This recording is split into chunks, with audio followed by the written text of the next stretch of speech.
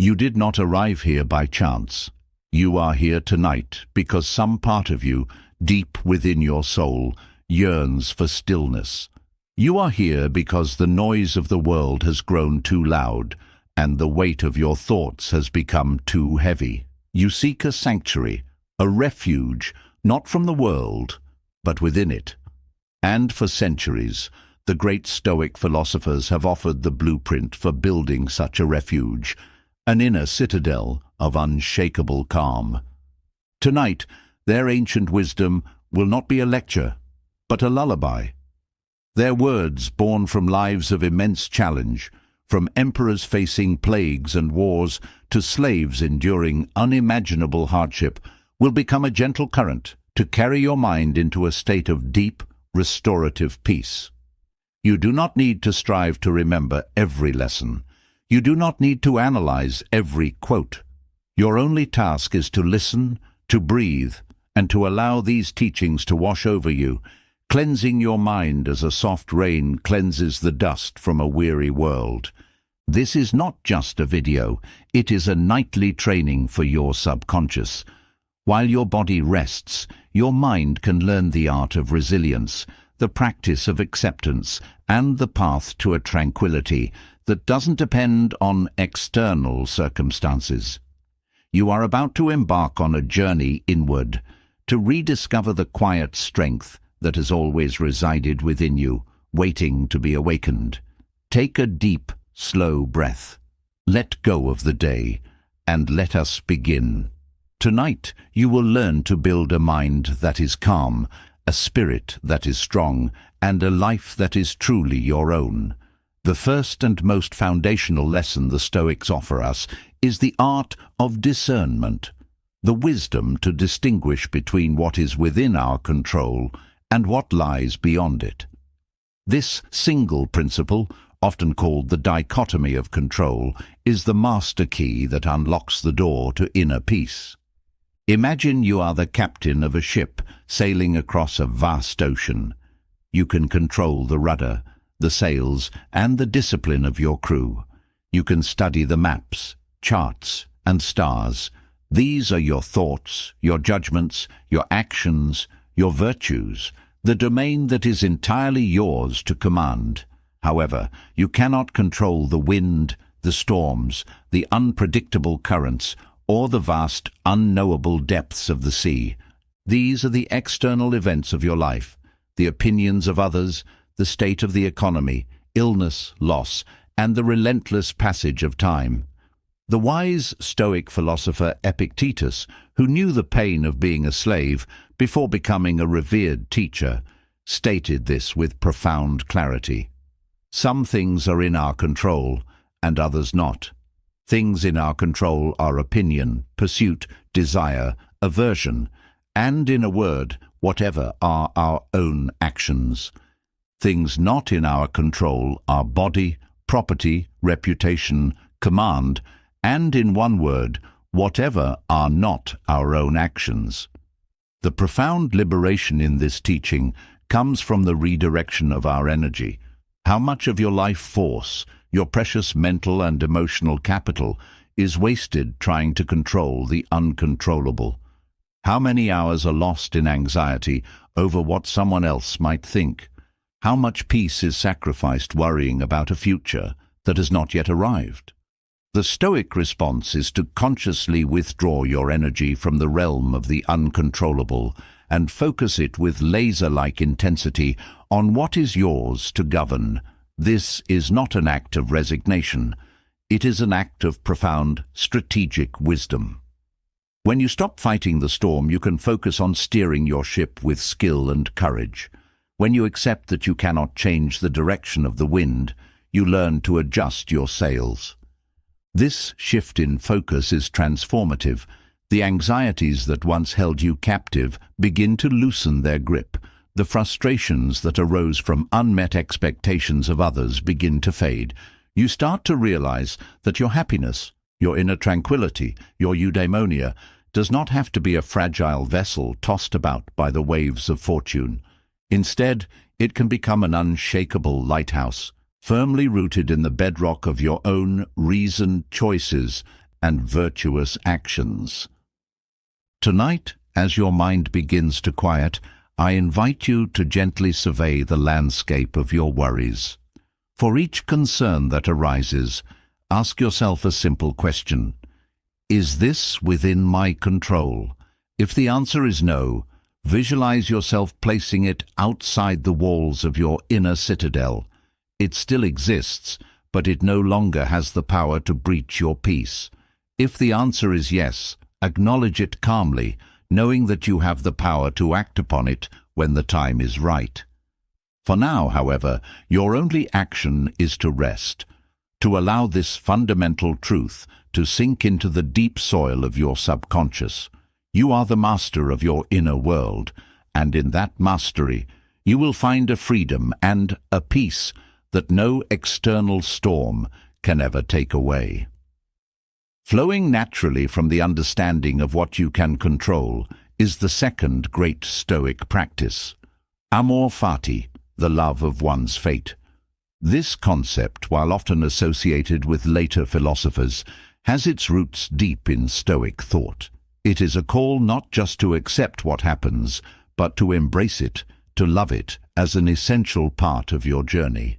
It is perhaps one of the most challenging yet most liberating mindsets one can cultivate. Imagine your life as a grand, intricate tapestry. You are one of the weavers, and you have control over the threads of your own actions, your choices, your character.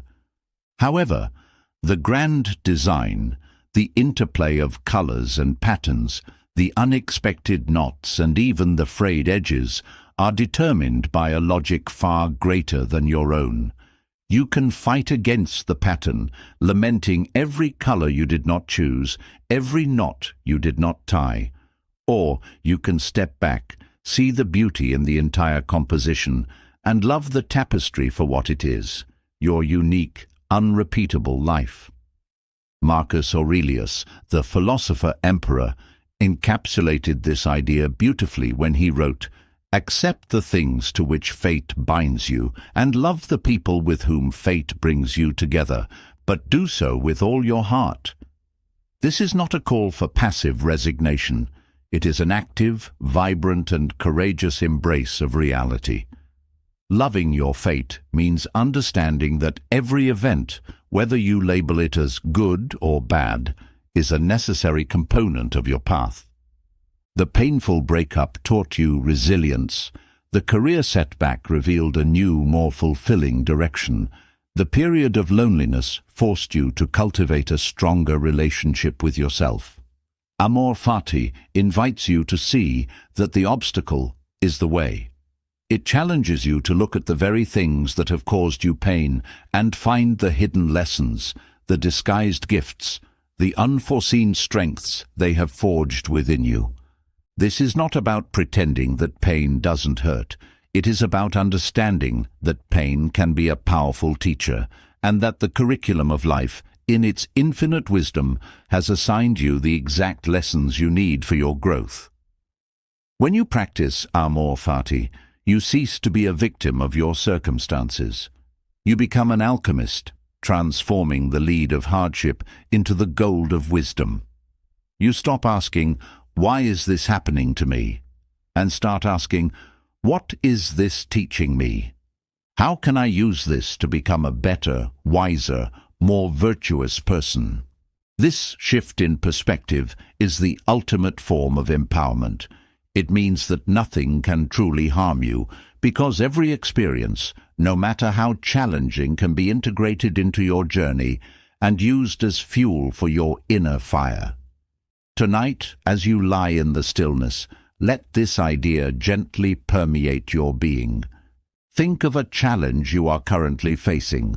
Instead of resisting it, instead of wishing it away, try to open your heart to it, just for a moment. Acknowledge its presence in your life, not as an intruder, but as a part of your story.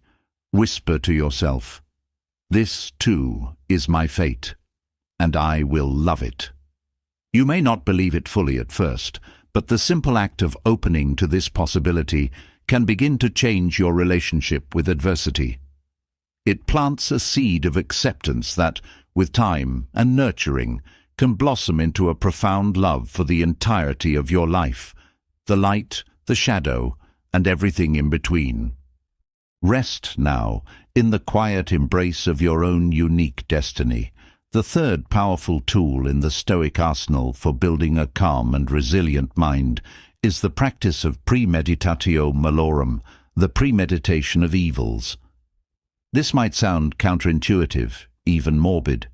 Why would a philosophy dedicated to tranquility encourage us to think about negative outcomes?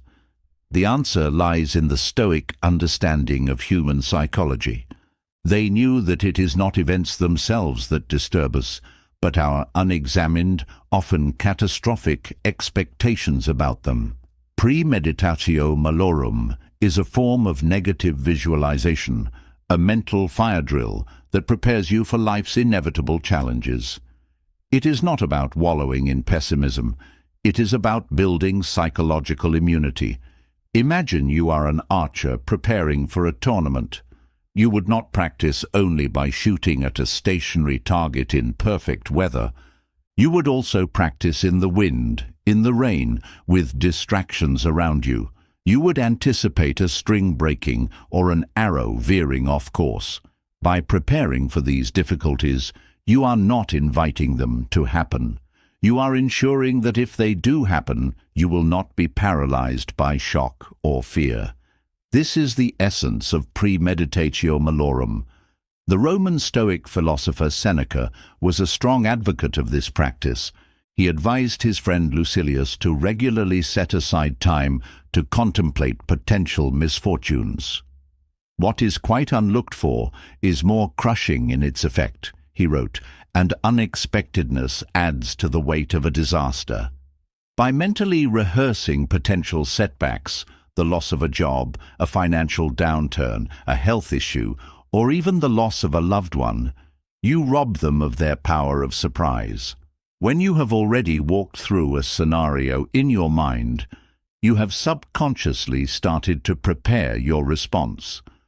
You have considered the practical steps you would take, and more importantly, you have begun to fortify your emotional resilience.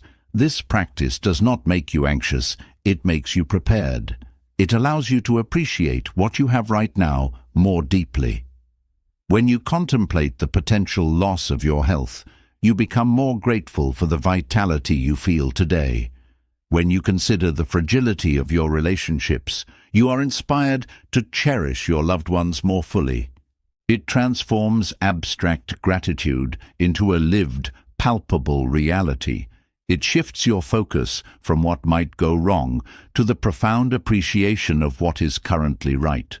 So, how can you practice this tonight in a way that brings peace rather than anxiety? As you settle into your rest, you can gently bring to mind one aspect of your life that you value. It could be your job, your home, a relationship. Now, for just a moment, imagine it gone. Do not dwell on the pain, but rather observe the feeling with a detached curiosity. Acknowledge the potential for loss. Then gently bring your awareness back to the present, to the reality that it's still here, still a part of your life. Feel the warmth of gratitude wash over you. This practice, done with a light touch, is not meant to create fear. It's meant to cultivate preparedness and appreciation. It is a reminder that life is fragile and that our blessings are not guaranteed. By facing this truth with courage, you build an inner strength that is not brittle but flexible. You become less fearful of the future because you have looked its potential challenges in the eye and recognized your capacity to endure. You learn to hold your blessings with an open hand, appreciating their beauty without clinging to them in fear.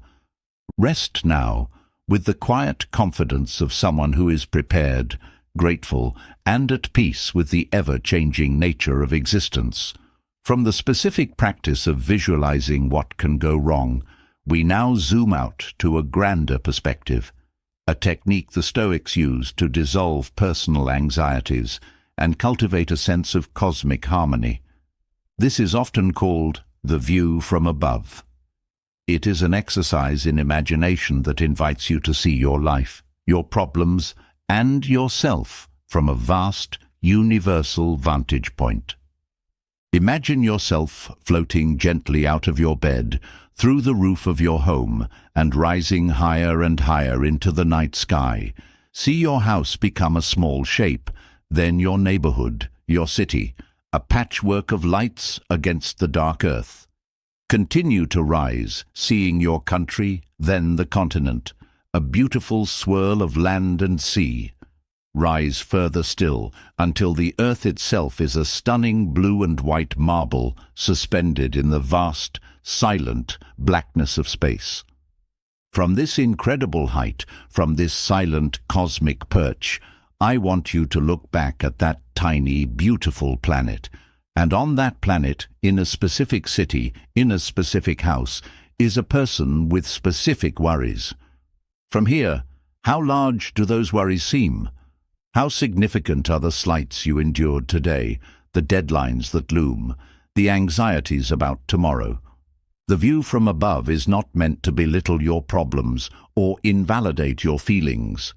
It is a powerful tool for gaining perspective. It reminds you of the immense scale of existence and your place within it. Marcus Aurelius practiced this regularly. In his Meditations he wrote, "Think of substance in its entirety, of which you have the smallest of shares, and of time in its entirety, of which a brief and indivisible interval has been assigned to you, and of fate, of which you are how small a part." This practice serves several profound purposes. First, it shrinks the ego. Our personal dramas, which feel so all-encompassing from our ground-level view, are put into their proper context. The ego, which thrives on self-importance, quiets down in the face of cosmic infinity. The insult from a co-worker, the social media comparison, the fear of judgment, they lose their sharp edges when seen from the perspective of the stars. Second, it fosters a sense of interconnectedness, or what the Stoics called sympathia. From this high vantage point, the borders that divide us, countries, cultures, beliefs, disappear. You see one humanity living on one shared planet, all part of the same cosmic story. This realization can cultivate a deep sense of empathy and compassion, both for others and for yourself. You see that your struggles are part of the universal human condition, shared by billions of others across time and space. You are not alone in your suffering or your joy. Finally, the view from above connects you with the natural order of the universe, the Logos. You see the grand, beautiful, and sometimes terrifying dance of existence unfolding according to its own laws. This can inspire a sense of awe and a deeper trust in the process of life, reinforcing the principle of amor fati. It becomes easier to accept your fate when you see yourself as a small but essential part of a magnificent, coherent whole. Tonight, you don't need to physically float away. You can take this journey in your mind. As you lie still, allow your awareness to expand beyond the confines of your room. Feel your connection to the world outside, to the vastness of the night sky. Let the silence of space fill your mind, and with it, a sense of profound peace. Your worries are real, but they are not the whole of reality. You are more than your anxieties.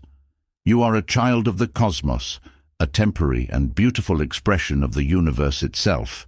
Rest in that vastness, rest in that perspective, and let the small troubles of the day dissolve into the quiet majesty of the infinite. At the very heart of the Stoic path to tranquility lies a radical redefinition of what constitutes a good. In a world that relentlessly chases external validation, wealth, status, pleasure, and fame, the Stoics propose a revolutionary idea. The only true good is virtue. Everything else, they argued, is an indifferent. This is not merely an ethical stance, It is a profound psychological strategy for building an unshakable mind. What did the Stoics mean by indifference? They categorized all external things: health, wealth, reputation, pain, pleasure, life, and death as morally neutral. This does not mean they are unimportant. Of course, it is preferable to be healthy rather than sick, wealthy rather than poor. The Stoics called these preferred indifference. However, they insisted that these things have no bearing on your fundamental worth as a human being, on your capacity to live a good, happy, and flourishing life. Your character, your inner state, is not determined by your bank account or your social standing. It is determined by how you choose to act, by the virtues you cultivate. These virtues are wisdom, justice, courage, and temperance. Wisdom is the ability to discern good from bad and to navigate the world with clarity. Justice is the commitment to fairness and kindness towards others. Courage is the strength to face fear and do what is right. And temperance is the mastery of one's desires and impulses. For the Stoics, these are not abstract ideals. They are the practical skills of living well. And the most empowering part of this philosophy is that these virtues are entirely within your control. You cannot always control your health, but you can always choose to face illness with courage. You cannot control your reputation, but you can always choose to act with integrity. You cannot control the actions of others, but you can always choose to respond with justice and temperance. This is why virtue is the sole good. It is the one thing that fortune cannot touch. Your house can burn down, your investments can fail, people can betray you, but no one can take away your courage or your integrity unless you allow them to. Your inner citadel, built on the foundation of virtue, is impregnable. Seneca expressed this with powerful simplicity. For virtue is a thing of might and valor, and it is not to be shaken by any tempest, however great. When you truly internalize this principle, your entire relationship with life changes. You stop chasing fleeting pleasures and external accolades because you realize they are not the source of true, lasting happiness. The desperate need for approval from others diminishes because your self-worth is no longer up for a popular vote. The fear of loss becomes manageable because you understand that what is most valuable, your character, can never be lost. You begin to live from a place of inner abundance, not external scarcity. The world is no longer a source of constant threats and temptations, but an arena in which to practice your virtue. Every situation, whether pleasant or challenging, becomes an opportunity to be wise, to be just, to be courageous, to be self-controlled. Tonight, as you drift towards sleep, reflect on where you place your sense of value. Do you measure your worth by your accomplishments, your possessions, or the opinions of others? Or do you measure it by the quality of your character? Imagine freeing yourself from the heavy burden of external validation. Imagine the peace that comes from knowing that your core value as a person is secure, untouchable, and entirely in your own hands. This is the promise of Stoicism. It is the invitation to find your wealth not in the world, but within your soul. Rest now with the quiet dignity of someone who knows what is truly valuable, and knows that it is already theirs to cultivate. Once you understand that virtue is the sole good, the next logical step in the Stoic journey is to consciously manage your desires. The human mind is a desire-generating machine. We are constantly wanting, craving, and pursuing things we believe will make us happy. But the Stoics, with their keen insight into our psychology, recognized that our desires, if left unexamined, are a primary source of our suffering. They are the root of anxiety, frustration, and dissatisfaction. The Stoic approach is not to extinguish desire altogether, but to transform it, to align it with reason and nature. The key is to desire what is within our control, namely to be a virtuous person and to be indifferent to what is not. Epictetus taught that there are two main paths to unhappiness: desiring what you cannot have and trying to avoid what you cannot escape. Think about it. Most of our modern anxieties stem from this very dynamic. We desire a specific outcome for a project, a specific reaction from a person, a life free of any hardship.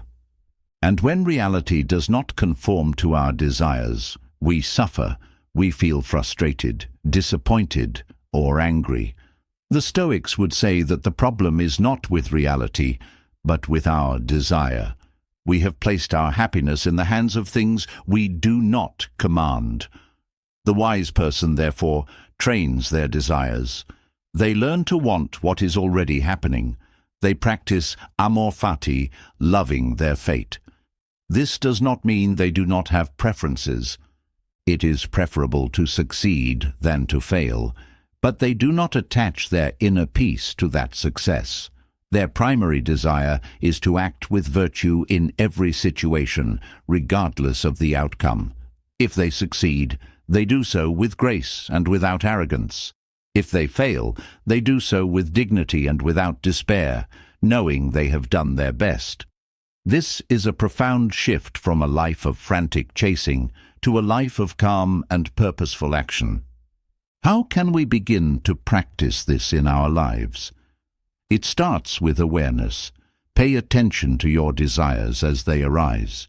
When you feel a strong want for something, a promotion, a possession, a particular experience, pause and ask yourself, is this thing truly necessary for my happiness? Is it within my control?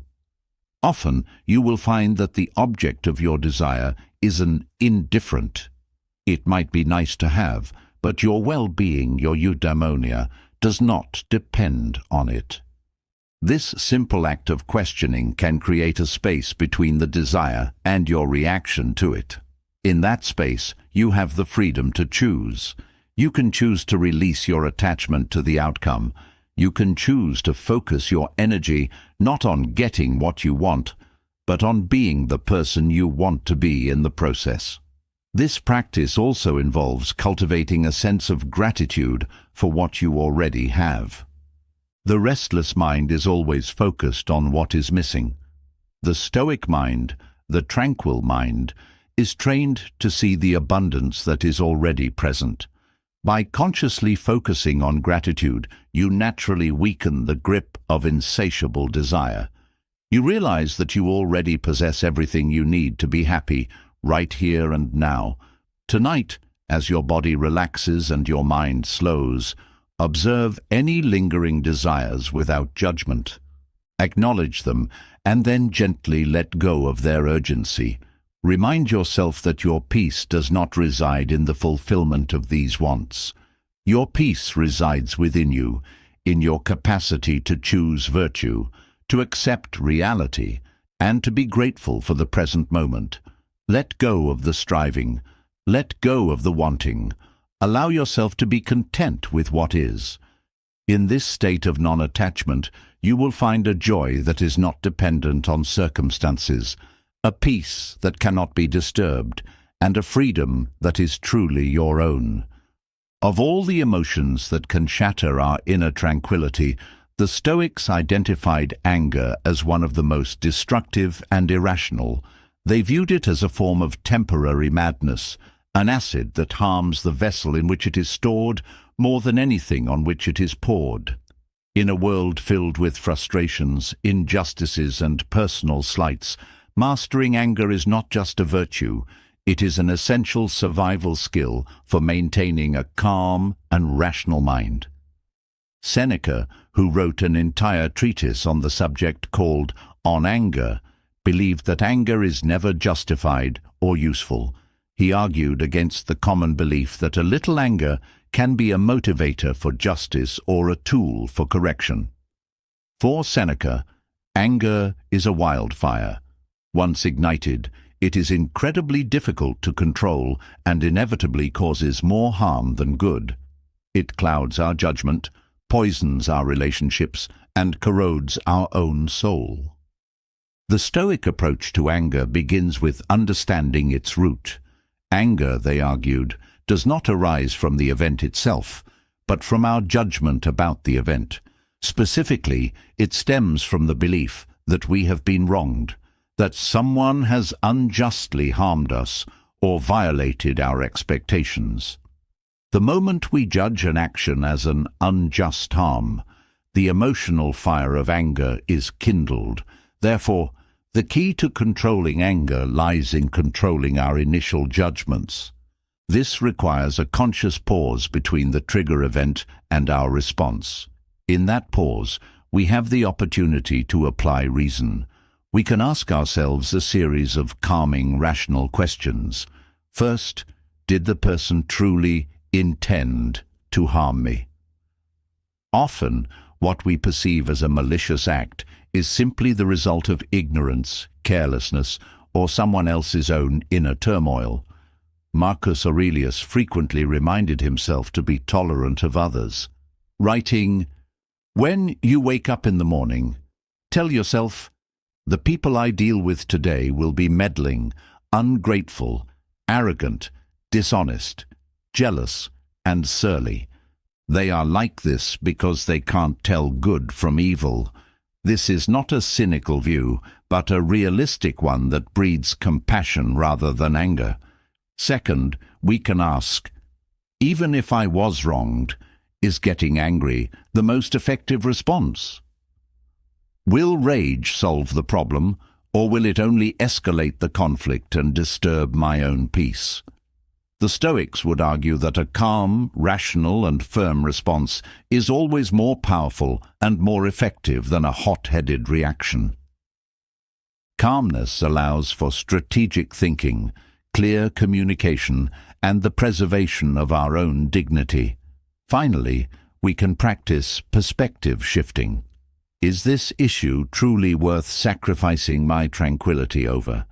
In the grand scheme of my life, in the vastness of the cosmos, how much does this insult or frustration really matter? Using the view from above can instantly shrink the perceived offense, making it seem too petty to warrant the destructive force of anger. Tonight, you can begin to train your mind in this Stoic art. Reflect on a recent time you felt angry. Replay the situation in your mind, but this time, insert that crucial pause. Instead of reacting, observe your initial judgment. Question it. Was the harm intentional? Was my expectation reasonable? What would a wiser, calmer response have looked like? This mental rehearsal is not about self-criticism. It is about training for the future. It is about building the mental muscle to choose reason over rage. As you rest, let go of any lingering anger or resentment from the day. Forgive those who you feel have wronged you, not for their sake, but for yours. Releasing anger is an act of self-preservation. It is a commitment to protecting your own inner peace. Remember, you are the guardian of your tranquility. No one can make you angry without your consent. Your judgments are the key, and you hold that key in your own hand. Rest now in the cool, clear stillness of a mind that is free from the fires of anger. In the journey of life, we will inevitably encounter grief and loss. The bonds we form with loved ones are among the most precious aspects of our existence, and their severance, through separation or death, can bring a pain that feels overwhelming. While some philosophies might advocate for a complete detachment that numbs this pain, the Stoics offered a more nuanced and compassionate approach. They did not deny the reality of grief, but they sought to navigate it with wisdom, courage, and a deep understanding of nature. The Stoics recognized that feeling sadness at the loss of a loved one is a natural human response. They were not unfeeling statues. Seneca, who lost his own son, wrote movingly about his grief. However, the Stoics made a crucial distinction between the initial involuntary feeling of pain and the prolonged suffering that often follows. The initial shock and sadness are natural. The suffering, they argued, comes from our judgments about the loss, the belief that something essential has been stolen from us, that our life is now incomplete, or that we cannot go on. To manage grief, the Stoics would first turn to their foundational principle, the dichotomy of control. We cannot control the death or departure of another person. It is one of the most profound realities that lie outside our command. To fight against this reality, to wish it were otherwise, is to condemn ourselves to perpetual suffering. The first step, therefore, is a courageous acceptance of what has happened. This acceptance is not a betrayal of the love we felt. It is an honoring of reality. Next, the Stoics would practice the art of perspective. They would remind themselves of the impermanent nature of all things. Memento mori, remember you will die, was not just a reminder of their own mortality, but of the mortality of everyone they loved. This was not meant to be morbid, but to foster a deep appreciation for the time they had with their loved ones. By living with an awareness of life's fragility, the pain of loss, while still sharp, is not compounded by the shock of unpreparedness. You knew this day would come, for all things are temporary. This knowledge allows you to cherish the memories without being destroyed by the absence. Seneca suggested that we should remember our lost loved ones not with tears, but with a quiet and grateful joy for the time we shared. Let us greedily enjoy our friends, he wrote, because we do not know how long this privilege will be ours. When they are gone, we should not mourn them as if they were annihilated, but remember them as a treasured part of our journey.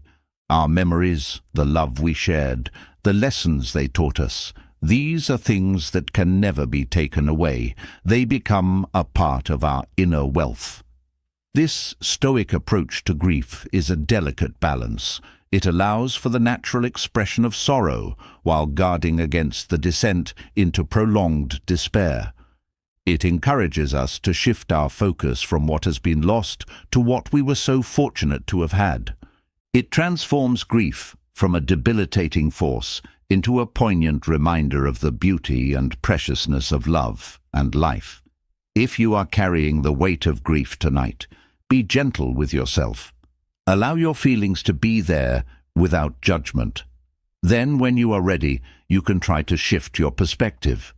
Instead of focusing on the emptiness of the absence, try to fill your heart with the warmth of the memories. Be grateful for the love you were given and the love you gave. Understand that this pain is a testament to the depth of that love. Let the memory of your loved one be a source of strength, not a source of suffering. Let it inspire you to live your own life more fully, more virtuously, and with more appreciation for the fleeting beauty of each moment. Rest now, and let your memories be a soft and gentle comfort. The Stoics were masters of time, not in the sense of controlling it, but in the sense of valuing it as the most precious currency we possess. In a world that often measures wealth in money and possessions, the Stoics remind us that our time is our one truly non-renewable resource. Once a moment is gone, it is gone forever. How we choose to spend these fleeting moments, they argued, is the ultimate measure of a life well lived. Seneca's letter, On Saving Time, is one of the most powerful and urgent expressions of this philosophy. He chastises his friend Lucilius, and by extension all of us, for being so careless with our time. We are not given a short life, but we make it short, he wrote, and we are not ill-supplied, but wasteful of it. He observes a strange paradox in human behavior. People are fiercely protective of their property and money, yet they give away their time freely, as if it were worthless. They allow their days to be stolen by trivialities, by pointless obligations, by the demands of others, without ever reckoning the cost. The first step to reclaiming your time, from a Stoic perspective, is to conduct a ruthless audit of your life. Become an accountant of your hours. At the end of the day, review how you spent your time. How much was dedicated to virtuous action, to personal growth, to meaningful connection? And how much was lost to distraction, to procrastination, to activities that did not nourish your soul? This is not an exercise in self-flagellation, but in clear-eyed awareness. You cannot manage what you do not measure. Once you're aware of how your time is being spent, you can begin to make conscious choices. This means learning to say no. It means setting boundaries. It means protecting your focus from the constant barrage of digital distractions and social obligations that do not align with your core values. This requires courage and self-respect. It is the recognition that your time is your life, and it is too valuable to be squandered. The Stoic concept of memento mori, remember you will die, is a powerful tool in this endeavor. By keeping our mortality in mind, the trivialities of life fade in importance. The urgency to live well, to use our time wisely, becomes paramount. When you remember that your days are numbered, you are less likely to waste them on petty arguments, on mindless entertainment, or on the pursuit of hollow validation. You begin to prioritize what is essential. This does not mean living in a state of frantic productivity. The Stoics were not advocates for a life of ceaseless work. On the contrary, they valued leisure, or otium. But it was a specific kind of leisure, time dedicated to study, to reflection, to self-improvement. It was about using free time not for escape, but for growth. Tonight, as you prepare for the deep rest that is also an essential use of time, you can set an intention for tomorrow. Intend to be the master of your day, not its slave. Decide what is truly important to you, what actions will align with your highest self, and commit to protecting the time needed for those things. Let go of the guilt of saying no to what does not serve you. Let go of the habit of mindless scrolling. See each hour as a precious gift, a vessel to be filled with purpose, virtue, and presence. Your life is the sum of your days, and your days are the sum of your hours. By valuing your time, you are valuing your life itself. Rest now, knowing that you have the power to make every moment count, starting with the one that begins when you awaken. At the very core of the Stoic discipline of action is the understanding that our character is not a fixed entity, but something that is forged in the crucible of our daily choices. The concept of the inner citadel is a powerful metaphor for this process.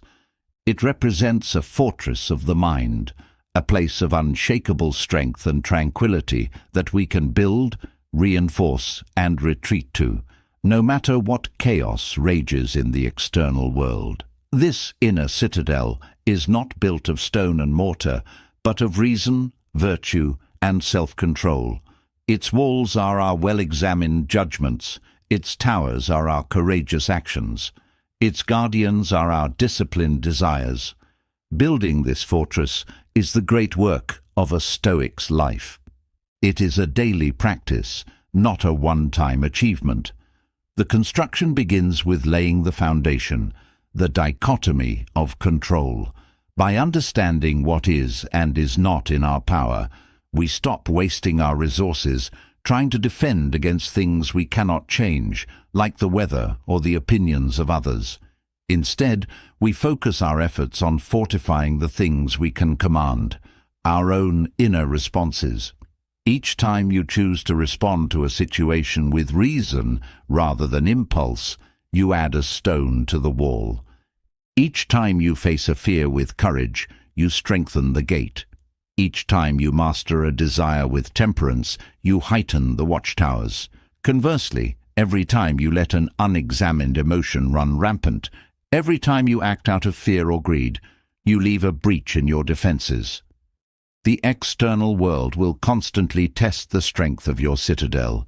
There will be storms of adversity, sieges of criticism, and betrayals that try to undermine your foundations.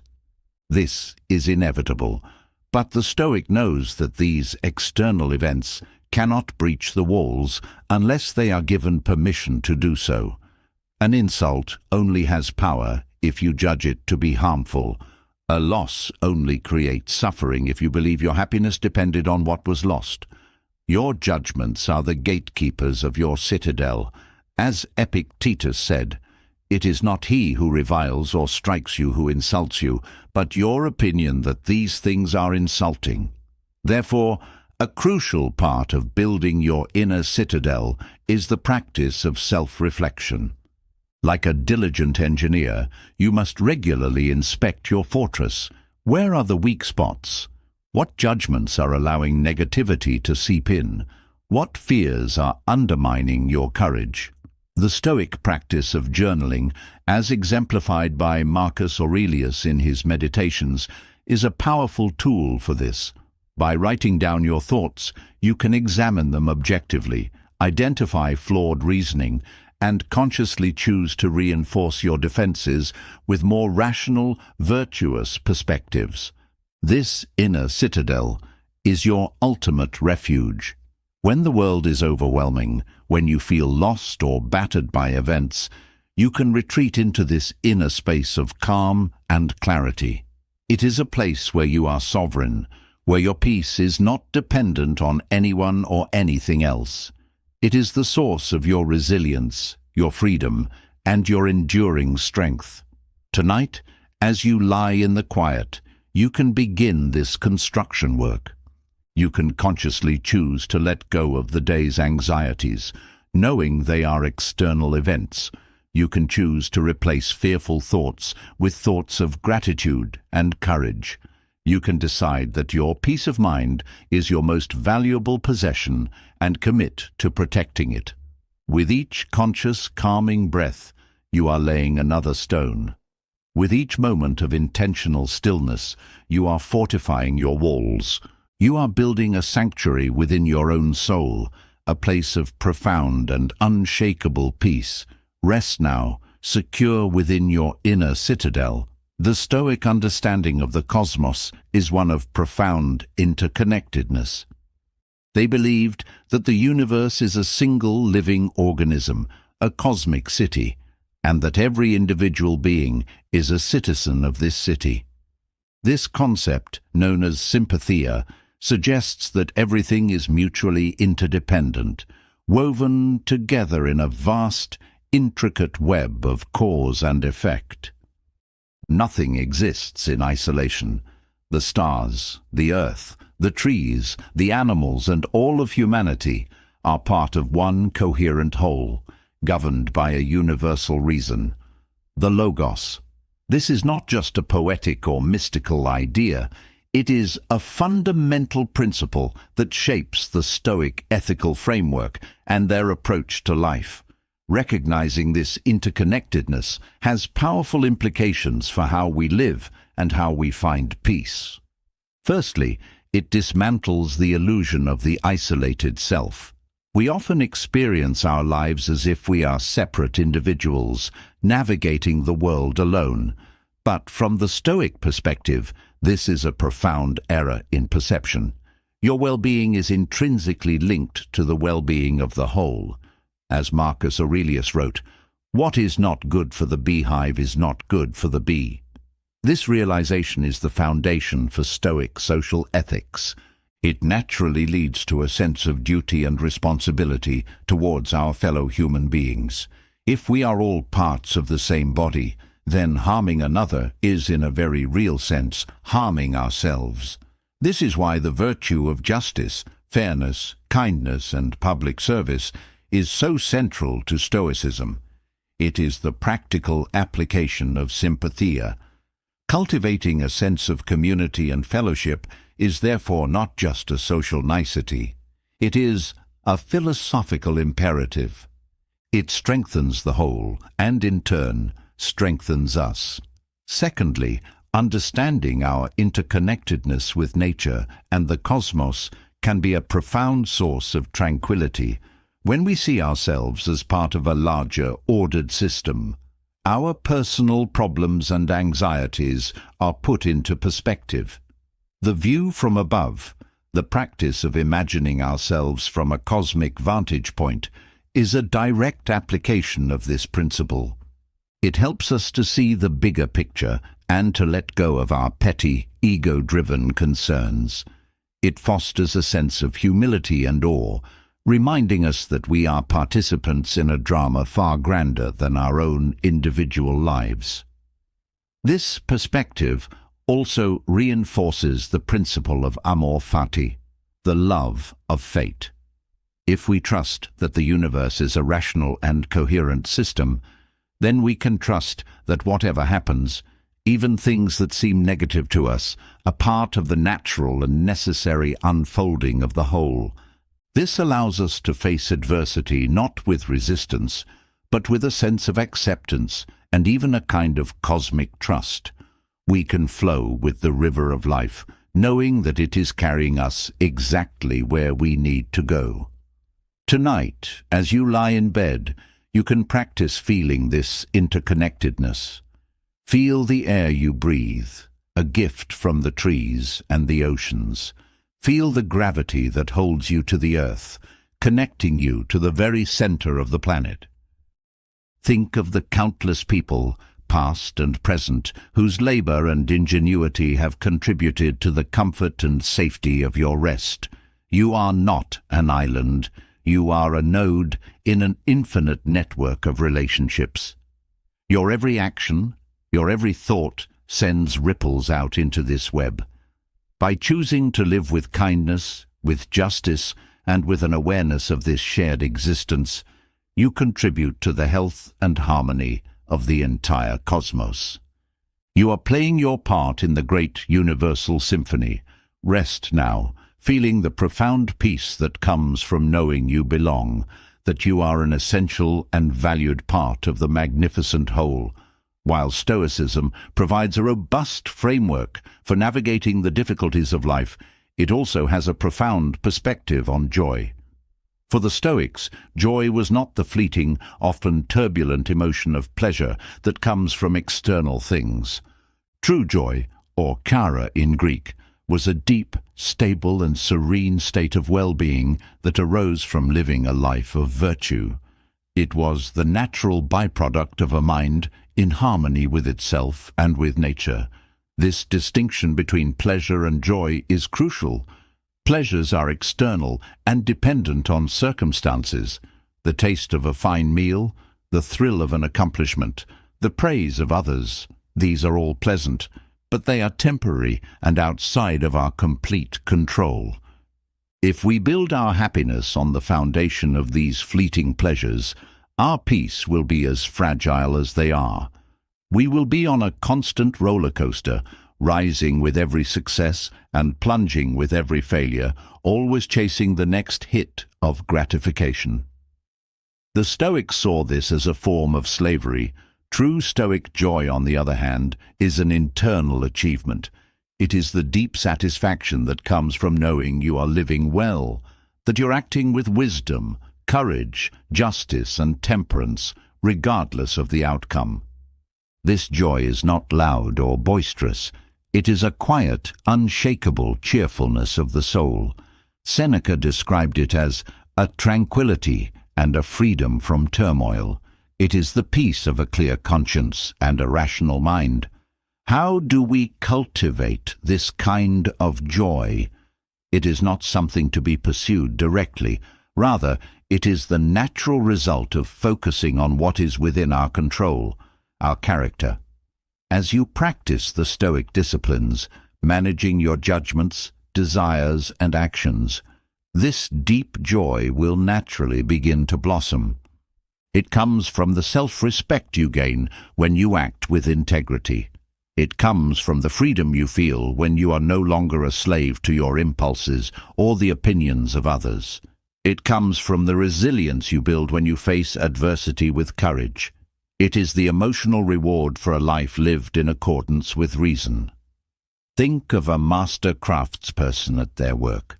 Their deepest satisfaction comes not from the applause they receive, but from the act of creation itself, from the skill, focus, and integrity they bring to their craft. The joy is in the process, in the excellence of their own actions. Similarly, for a Stoic, the art of living is their craft, and the joy is found in the virtuous execution of that art, day by day, moment by moment. This does not mean a Stoic life is devoid of pleasure. The Stoics were not ascetics who rejected the world. They enjoyed friendships, they appreciated beauty, they took pleasure in simple things. However, they treated these pleasures as preferred indifference. They enjoyed them when they were present, but did not grieve their absence. They knew that these external things could add to a life, but they could not define it. The core of their happiness, their joy, was internal and untouchable. Tonight, as you prepare for sleep, let go of the pursuit of pleasure. Instead, reflect on the moments of the day where you acted with virtue. Perhaps you were patient when you felt frustrated. Perhaps you were honest when it was difficult. Perhaps you showed kindness to someone. In these small acts of character lies the seed of true Stoic joy. Acknowledge these victories of the soul. Feel the quiet, deep satisfaction they bring. This is a joy that no one can give you and no one can take away. It is the joy of a life well lived. Rest in that profound and peaceful joy. The Stoics taught that our reason is our most divine faculty, the very thing that connects us to the universal logos, or the rational order of the cosmos. Therefore, cultivating and trusting our reason is not just a practical tool for making better decisions. It is a spiritual practice. A mind clouded by irrational fears, unexamined beliefs, and turbulent emotions is a mind that has lost its connection to its own true nature. A calm mind is a rational mind.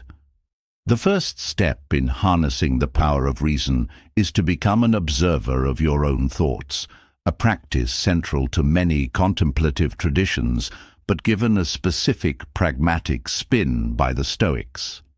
They urged us to act as gatekeepers of our minds, scrutinizing the thoughts and impressions that seek entry. When a thought appears, especially a disturbing one, we are not to accept it at face value. We must challenge it, question its validity, and examine its source. Epictetus advised, "Practice then from the start to say to every harsh impression, 'You are an impression, and not at all the thing you appear to be.'"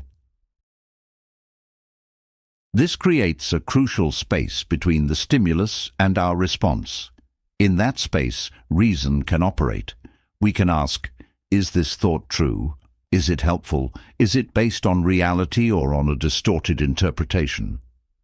For example, if you make a mistake at work and the thought, "I am a failure," arises, a Stoic would not passively accept this.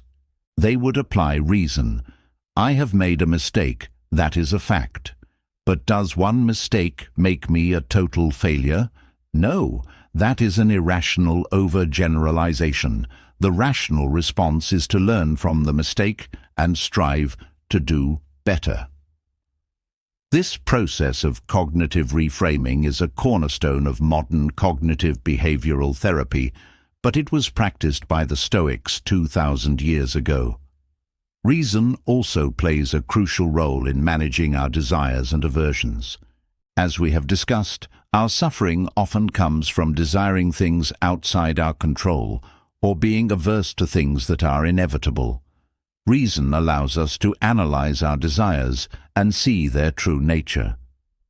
Is this desire for a luxury car truly going to bring me lasting happiness? Or is it a fleeting pleasure that will come with its own set of anxieties? Is this aversion to public speaking a rational fear, or is it an exaggerated response to the fear of judgment? By applying reason, we can align our desires with what is truly good, virtue, and accept what is natural and necessary. This is not about suppressing emotions, but about guiding them with wisdom. The Stoics believed that emotions like fear, anger, and excessive grief are the products of faulty reasoning. When we correct the underlying judgment, the turbulent emotion subsides, replaced by a more appropriate and manageable feeling. They called these rational emotions eupatheiai, which included things like a rational wish for the good, a rational caution against vice, and a rational joy in virtue. Tonight, you can practice this reliance on reason in a gentle way. As thoughts from the day drift through your mind, try not to get swept away by them. Instead, adopt the role of a calm, curious scientist. Observe each thought. Is it rational? Is it productive? If you find yourself dwelling on an irrational fear or a self-critical judgment, you can gently challenge it. You can offer a more reasonable, more compassionate alternative.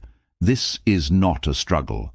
It is a quiet recentering, a gentle guidance of your mind back to a place of clarity and peace. The world may be full of chaos and irrationality, but your mind doesn't have to be. Your reason is your internal compass, your guiding light.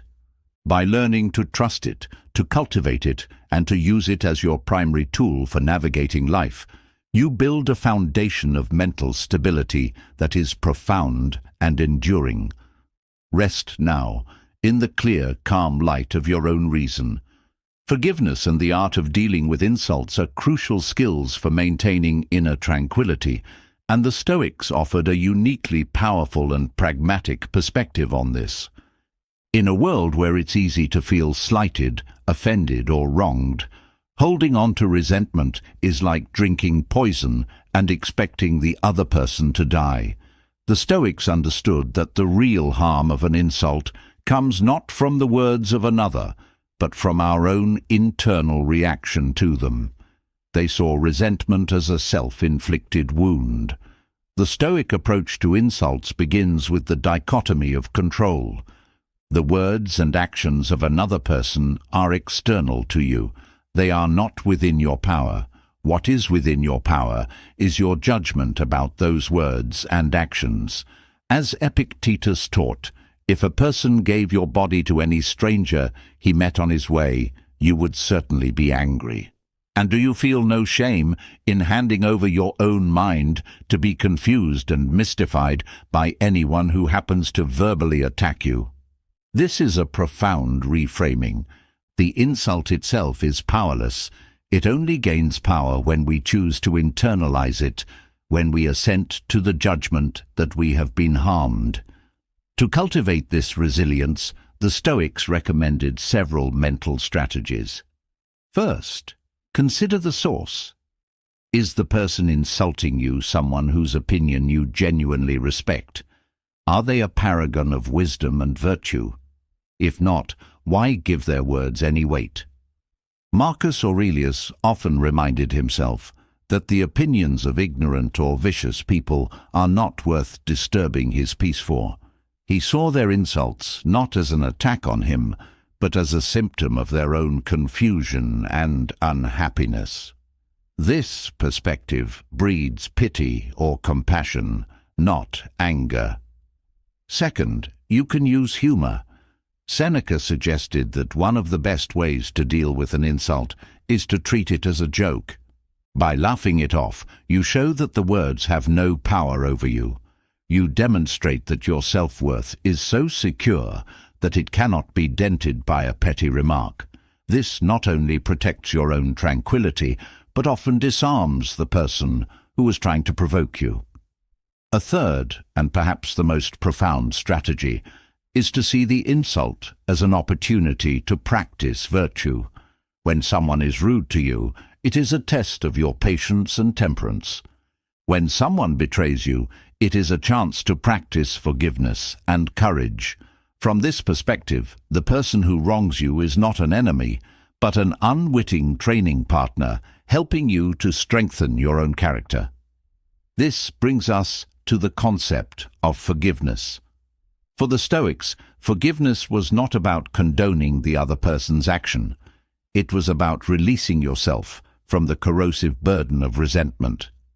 Holding a grudge is a constant drain on your mental energy and a source of perpetual inner turmoil. Forgiving someone is a rational act of self-preservation. It is the conscious decision to let go of a toxic judgment for the sake of your own peace of mind.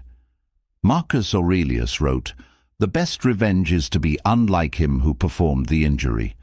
The ultimate victory is not to harm them back, but to refuse to let their vice infect your own soul, to maintain your own virtue and tranquility in the face of their provocation.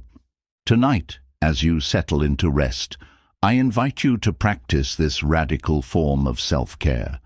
Bring to mind anyone against whom you hold a grudge or resentment. Acknowledge the hurt you felt, but then make a conscious choice to let go of the anger. See their action as a product of their own ignorance or pain. Forgive them, not because they deserve it, but because you deserve peace. Release the heavy stone of resentment from your heart. Feel the lightness that comes with that release. Your mind is a sacred space. Do not allow the negativity of others to take up residence there. Protect your peace, practice forgiveness, and rest, unburdened and free. The Stoics were firm believers in the power of simplicity and frugality, not as a form of self-deprivation, but as a strategic path to freedom and resilience. In a consumer-driven society that constantly tells us we need more to be happy, the Stoic call for a simpler life is more radical and more relevant than ever. They understood a fundamental truth. The more things you desire, the more you are a slave to those desires and to the external world that provides them. True wealth for a Stoic is not about having great possessions, but about having few wants.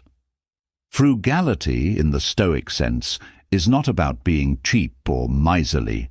It is the art of distinguishing between our needs and our wants, and consciously choosing to focus on our needs. Our true needs, they argued, are simple and easily met: food, water, shelter, and clothing. It is our wants, for luxury, for status, for endless novelty, that are insatiable and that lead to a life of constant striving and anxiety. Seneca, despite being one of the wealthiest men in Rome, regularly practiced what he called rehearsals of poverty. He would set aside several days to eat the plainest food, wear the roughest clothes, and sleep on a hard surface. He did this not because he enjoyed suffering, but to achieve two important psychological goals. First, it was a form of premeditatio malorum, a premeditation of evils. By voluntarily experiencing a taste of poverty, he was training himself not to fear it. He was proving to himself that he could survive and even be content with very little. This practice stripped poverty of its psychological terror.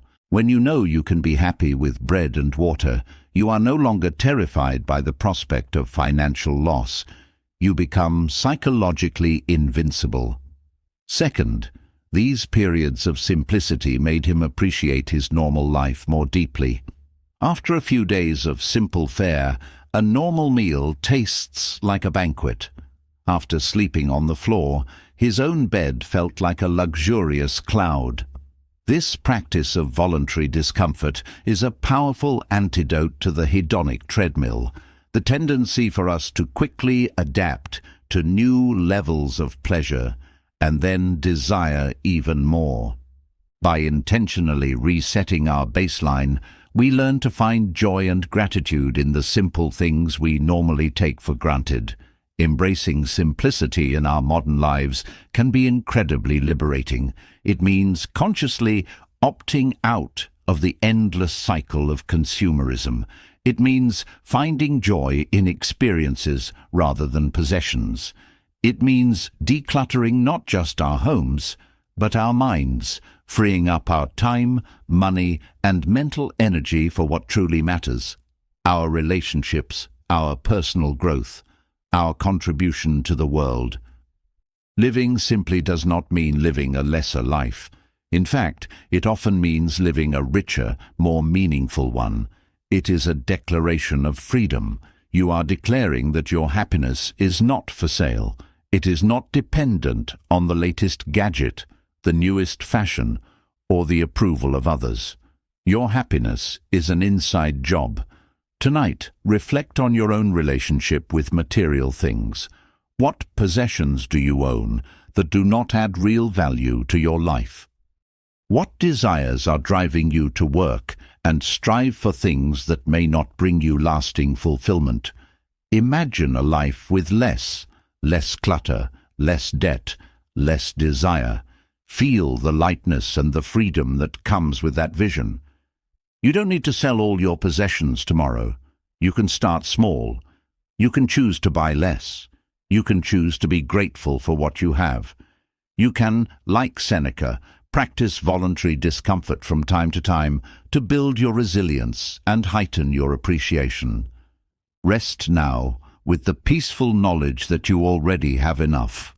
True wealth lies not in what you own, but in the richness of your character and the simplicity of your wants. In the bustling, often chaotic social world we inhabit, the Stoics offered a clear-eyed and practical guide to interaction. They were not recluses. Many, like Marcus Aurelius and Seneca, were deeply involved in public life. Their goal was not to withdraw from society, but to engage with it virtuously and without sacrificing their inner peace. The Stoic approach to socializing is a delicate balance of justice, compassion, and self-preservation. The foundation of Stoic social ethics is the concept of oikeiosis, a term that describes the natural affinity and sense of belonging we have towards others. This expands in concentric circles, from our immediate family to our community, our country, and ultimately to all of humanity, the cosmic city. This recognition of our shared humanity, or sympathia, means that our primary duty in social interactions is to be just and helpful. We are, as Marcus Aurelius said, born for cooperation. We should strive to treat others with fairness, kindness, and respect, seeing them as fellow citizens of the universe, each playing their part. However, this call for social engagement is tempered by a strong dose of realism. The Stoics knew that not everyone acts rationally or virtuously. We will inevitably encounter people who are rude, dishonest, or foolish. The key is not to let their vice disturb our virtue. This is where the inner citadel becomes crucial. We must interact with the world from a place of inner strength, not allowing the negativity of others to penetrate our tranquility. Marcus Aurelius gave himself this advice every morning: "The people I deal with today will be meddling, ungrateful, arrogant. They are like this because they can't tell good from evil." This is not a judgment, but a psychological preparation. By anticipating the flaws of others, he was less likely to be surprised or angered by them. It allowed him to interact with difficult people with a sense of tolerance and even pity, rather than rage. When dealing with criticism or insults, the Stoics advise us to first consider the source and then examine our own reaction. If the criticism is from a wise person and is true, we should be grateful for it as an opportunity to improve. If it is false or from a person of poor character, we should dismiss it as irrelevant noise, not worthy of our emotional energy. Our self-worth should be based on our own character, not the fluctuating opinions of others. In conversation, the Stoics valued brevity, honesty, and purpose. They warned against idle gossip and boastful talk, seeing it as a waste of time and a manifestation of an unhealthy ego. A wise person speaks when they have something of value to say and listens more than they talk. They approach dialogue not as a competition to be won, but as a collaborative search for truth. Tonight, you can reflect on your social interactions from the day. Were you just? Were you kind? Did you listen with empathy? Did you maintain your inner calm when faced with difficulty or provocation? Did you waste time on meaningless chatter? Set an intention to bring more Stoic wisdom to your interactions tomorrow. Choose to see the shared humanity in everyone you meet. Choose to protect your inner peace by not giving away your power to the opinions or actions of others. Choose to speak with purpose and listen with presence. You are a social being, and your relationships are a vital part of your life. By approaching them with the virtues of justice, wisdom, and temperance, you can not only enrich the lives of others, but also profoundly deepen your own sense of peace and fulfillment. Rest now as a worthy citizen of the cosmic community. The Stoics viewed the universe, or the cosmos, not as a random collection of matter, but as a single, rational, and divinely ordered system. This worldview, often referred to as pantheistic, sees the divine, the logos or universal reason, as immanent in all things. Nature itself is God. To live in accordance with nature, therefore, is the ultimate goal of a Stoic life. It means aligning our own individual reason with the universal reason that governs the whole. This perspective has profound implications for how we find peace and meaning. When we see the cosmos as a coherent and purposeful entity, it changes our relationship with everything that happens within it. We are no longer isolated individuals battling a chaotic and indifferent world. We are integral parts of a magnificent, interconnected whole, each with a role to play in the grand cosmic drama. This is not a philosophy of blind faith, but one of reasoned trust. The Stoics observed the incredible order and complexity of the natural world, the predictable cycles of the seasons, the intricate design of living organisms, the precise movements of the heavens, and inferred that such a system could not be the product of mere chance. It must be guided by a rational principle. By accepting this, we can begin to cultivate a deep trust in the unfolding of events. This reinforces the practice of amor fati, the love of fate. If the universe is a rational system, then everything that happens for a reason, as part of the grand logical sequence of cause and effect. Even events that appear tragic or unjust from our limited human perspective are necessary parts of the larger pattern. As Marcus Aurelius wrote, "All that is in accord with you is in accord with me, O universe." Nothing which occurs at the right time for you is too early or too late for me. This is a radical statement of trust and surrender. It is the release of our personal will to the greater will of the cosmos. This cosmic perspective is also the ultimate tool for dissolving the ego. When we contemplate the vastness of space and the immensity of time, our personal worries, ambitions, and fears shrink to their proper insignificant size. The view from above is a practical exercise in cultivating this perspective. It reminds us that we are but a fleeting breath in an eternal and infinite universe. This doesn't make our lives meaningless. It makes them part of something unimaginably meaningful. Our task is to play our small part well, to be a virtuous and rational component of the whole. This worldview also provides a powerful foundation for dealing with mortality. Memento mori, remember you will die, is not a cause for fear, but a natural fact. From the cosmic perspective, death is not an end, but a transformation, a return to the whole. Just as a wave rises from the ocean and then returns to it, so too does our individual existence emerge from and return to the cosmic substance. We are borrowed from nature for a short time, and then we are given back. There is no tragedy in this. It is the natural, rational order of things. Tonight, as you feel the gentle pull of sleep, you can connect with this cosmic perspective. Feel yourself as part of the Earth, part of the solar system, part of the galaxy, part of the infinite intelligent universe.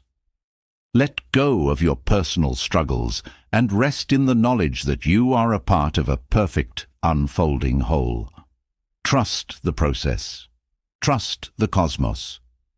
You are exactly where you are supposed to be, doing exactly what you are supposed to be doing. You are a vital and beautiful note in the grand symphony of existence. Rest in that cosmic harmony.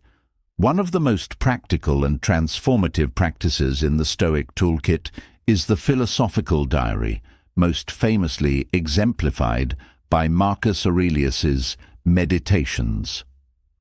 This is not a diary for recording the mundane events of the day, but a space for self-reflection, self-examination, and self-improvement.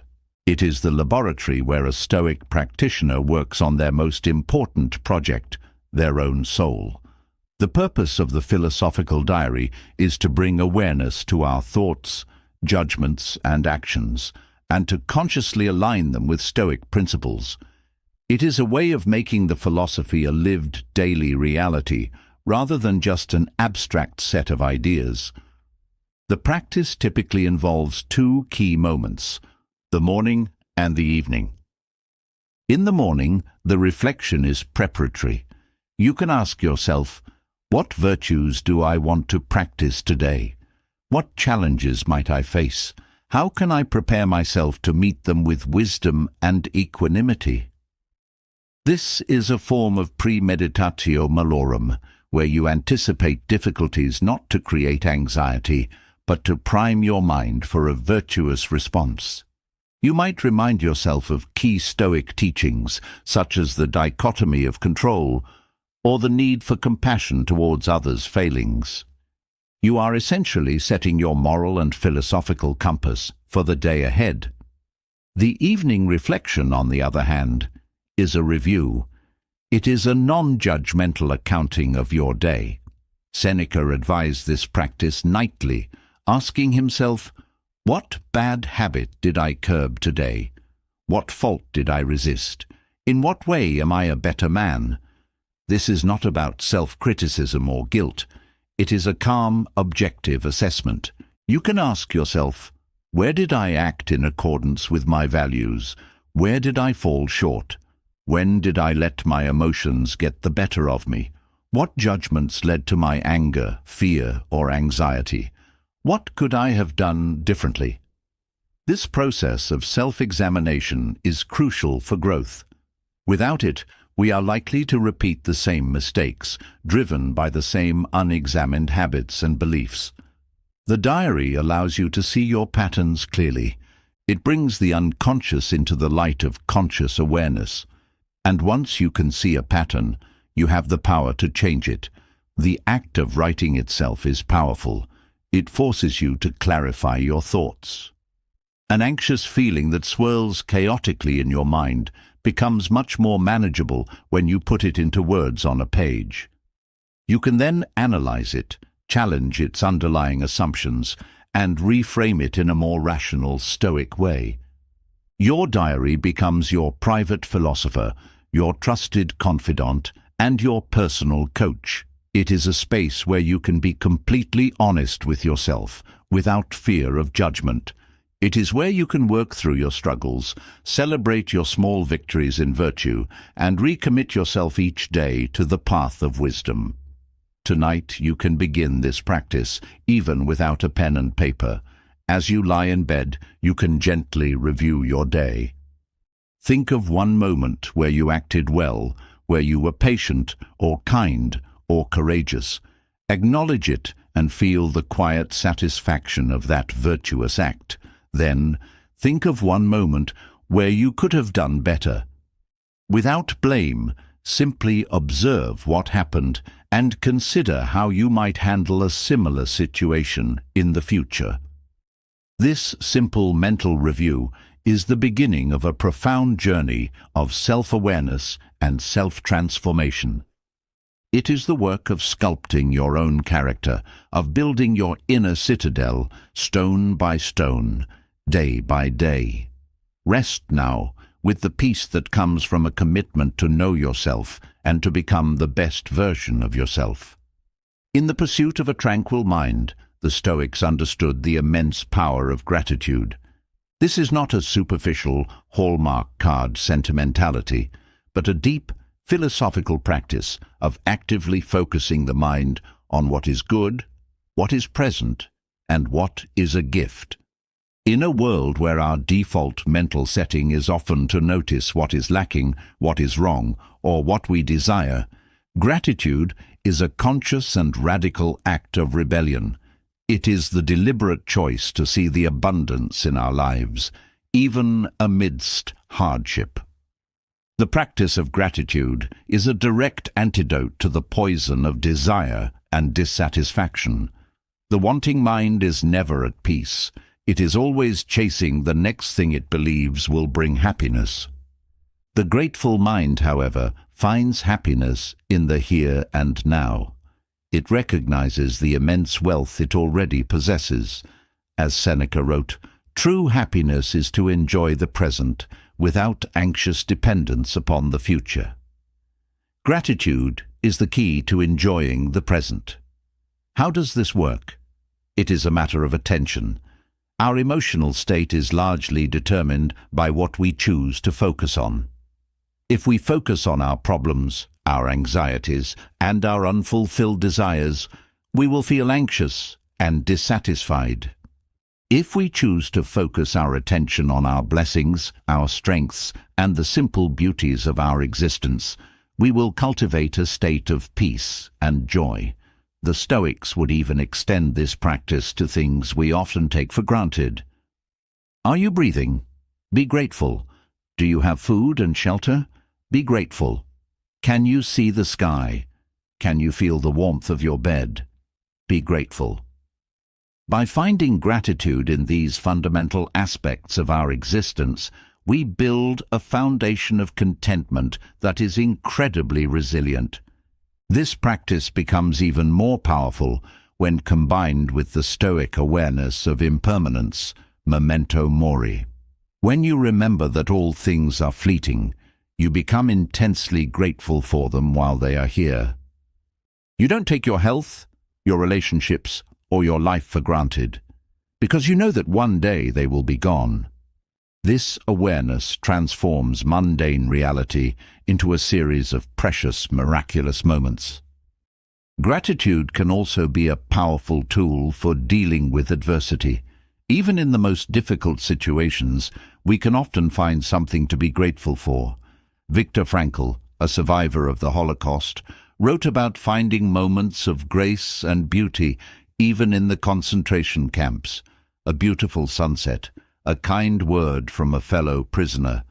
This is an extreme example, but it illustrates a profound truth. We always have a choice about where we place our focus.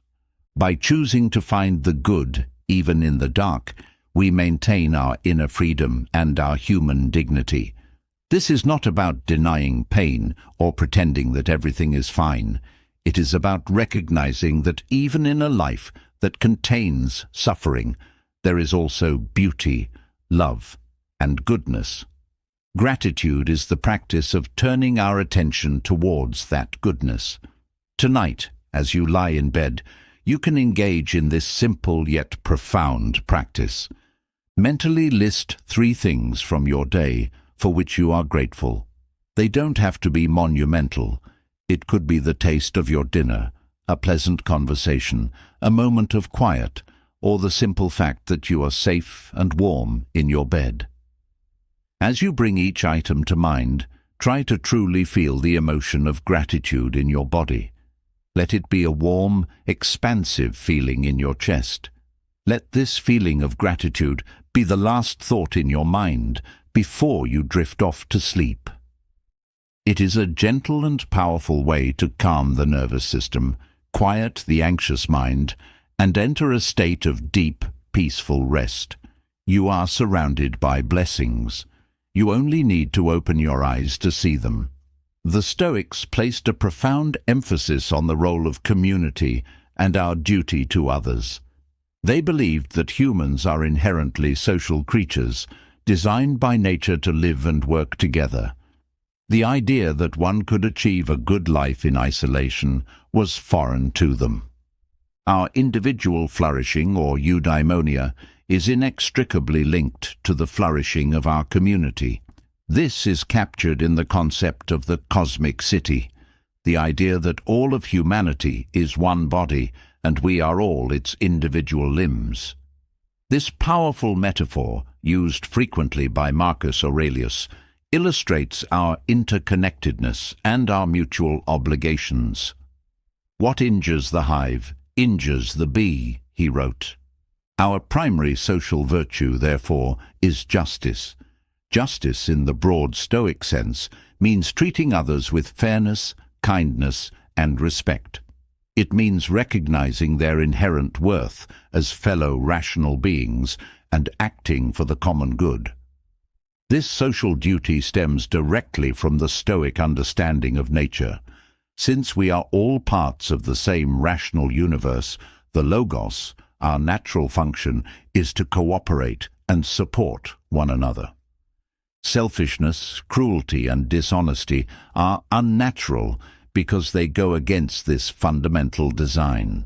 How does this emphasis on community and duty contribute to a calm mind? It might seem paradoxical. Wouldn't taking on the concerns of others add to our own burdens?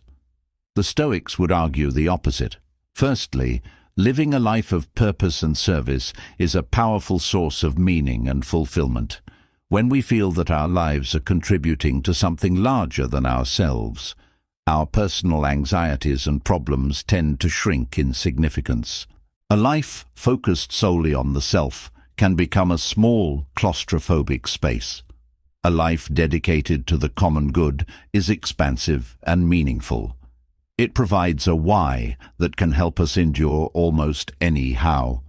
Secondly, practicing justice and kindness in our interactions with others is a direct way to reduce social friction and conflict. When we treat others well, they are more likely to treat us well in return. A life filled with honest, supportive relationships is inherently more tranquil than a life of animosity and distrust. By acting virtuously, we help to create the very kind of peaceful, cooperative environment in which we ourselves can thrive. Finally, helping others is a powerful way to gain perspective on our own troubles. When we engage with the struggles of others, it often makes our own problems seem more manageable. It cultivates empathy and compassion, which are themselves calming and centering emotions. It pulls us out of the vortex of our own ego and connects us to the broader human experience. This doesn't mean we should neglect ourselves or become doormats for others. The Stoics were clear that our first duty is to cultivate our own virtue and maintain our own inner citadel. You cannot help others if your own mind is in chaos. The ideal is to be a source of strength and stability, first for yourself, and then radiating outward to your family, your community, and all of humanity. As you prepare for sleep tonight, reflect on your role in the human community. Think of one small act of kindness or justice you can perform tomorrow.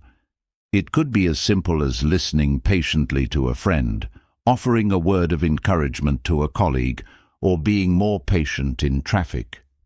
Set the intention to act not just for your own benefit, but for the common good. Feel the quiet dignity that comes from knowing you are a contributing citizen of the cosmic city. You are a vital part of the human family. Your actions matter. Your virtue matters.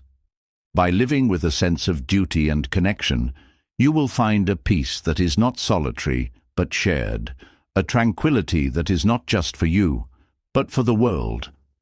A recurring theme in Stoic philosophy is the idea of overcoming fear. Fear, they argued, is one of the most paralyzing emotions, a product of irrational judgments about the future.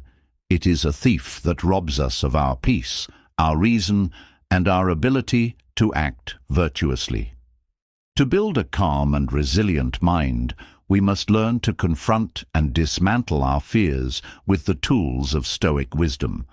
The Stoic analysis of fear is brilliantly simple. We do not fear events themselves, but our interpretation of them. We fear not poverty, but the idea that poverty is a terrible evil. We fear not public speaking, but the idea that the disapproval of others is something to be dreaded. We fear not death, but the judgment that death is the ultimate tragedy. Since our fears are rooted in our judgments, and our judgments are within our control, it follows that we have the power to overcome our fears. This is an incredibly empowering realization. The first step is to bring your fears into the light of reason. When you feel fear, instead of letting it run your life from the shadows of your mind, you must articulate it. Write it down. Speak it out loud. What exactly are you afraid of? What is the worst-case scenario you are imagining? This practice in itself often reduces the fear. A vague, formless anxiety is terrifying. A specific, defined problem is something that can be addressed. Once you have defined the fear, you can apply the Stoic practice of premeditatio malorum, the premeditation of evils. You can consciously and calmly visualize the worst-case scenario. Imagine it has already happened. Then ask yourself, and then what? Could I survive this? What virtues could I practice in this situation? How could this challenge make me stronger? This is not about dwelling on the negative. It is a form of exposure therapy. By mentally facing your fear, you desensitize yourself to it. You prove to your own mind that you have the resources to cope. You rob the feared event of its psychological terror. Seneca often advised this, saying, "He who has anticipated the coming of troubles takes away their power when they arrive." Another powerful Stoic tool against fear is the dichotomy of control. Analyze your fear and separate what is within your control from what is not. For example, if you fear losing your job, you cannot control your company's financial performance or your boss's decisions, but you can control your work ethic, your skills development, your savings, and your professional network. By focusing your energy on these controllable factors, you move from a state of passive anxiety to one of proactive empowerment. You are doing everything you can, and you are accepting the rest.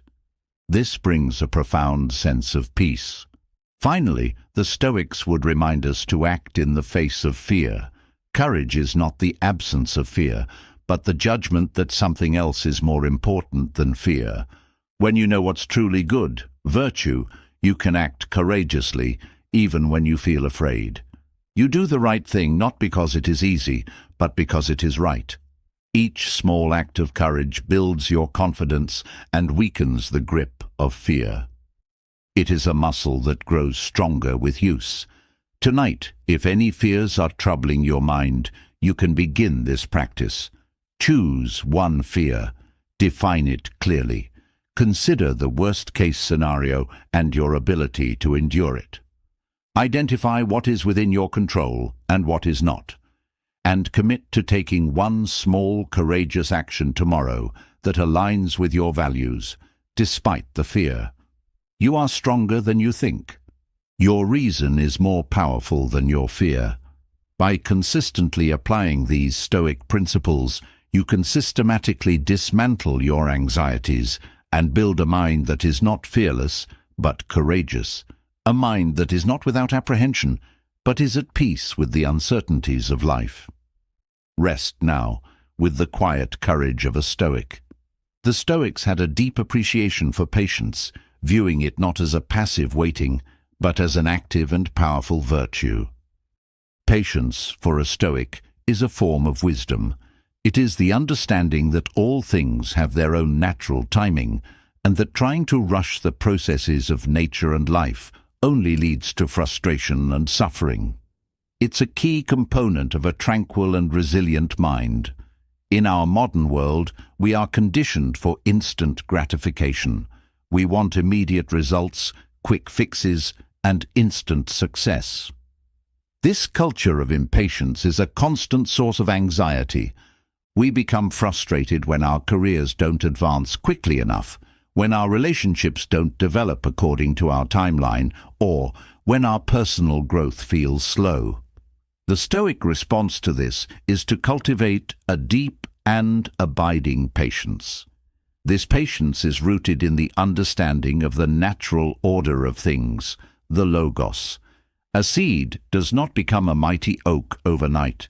It requires time, sun, water, and the slow, invisible work happening beneath the soil.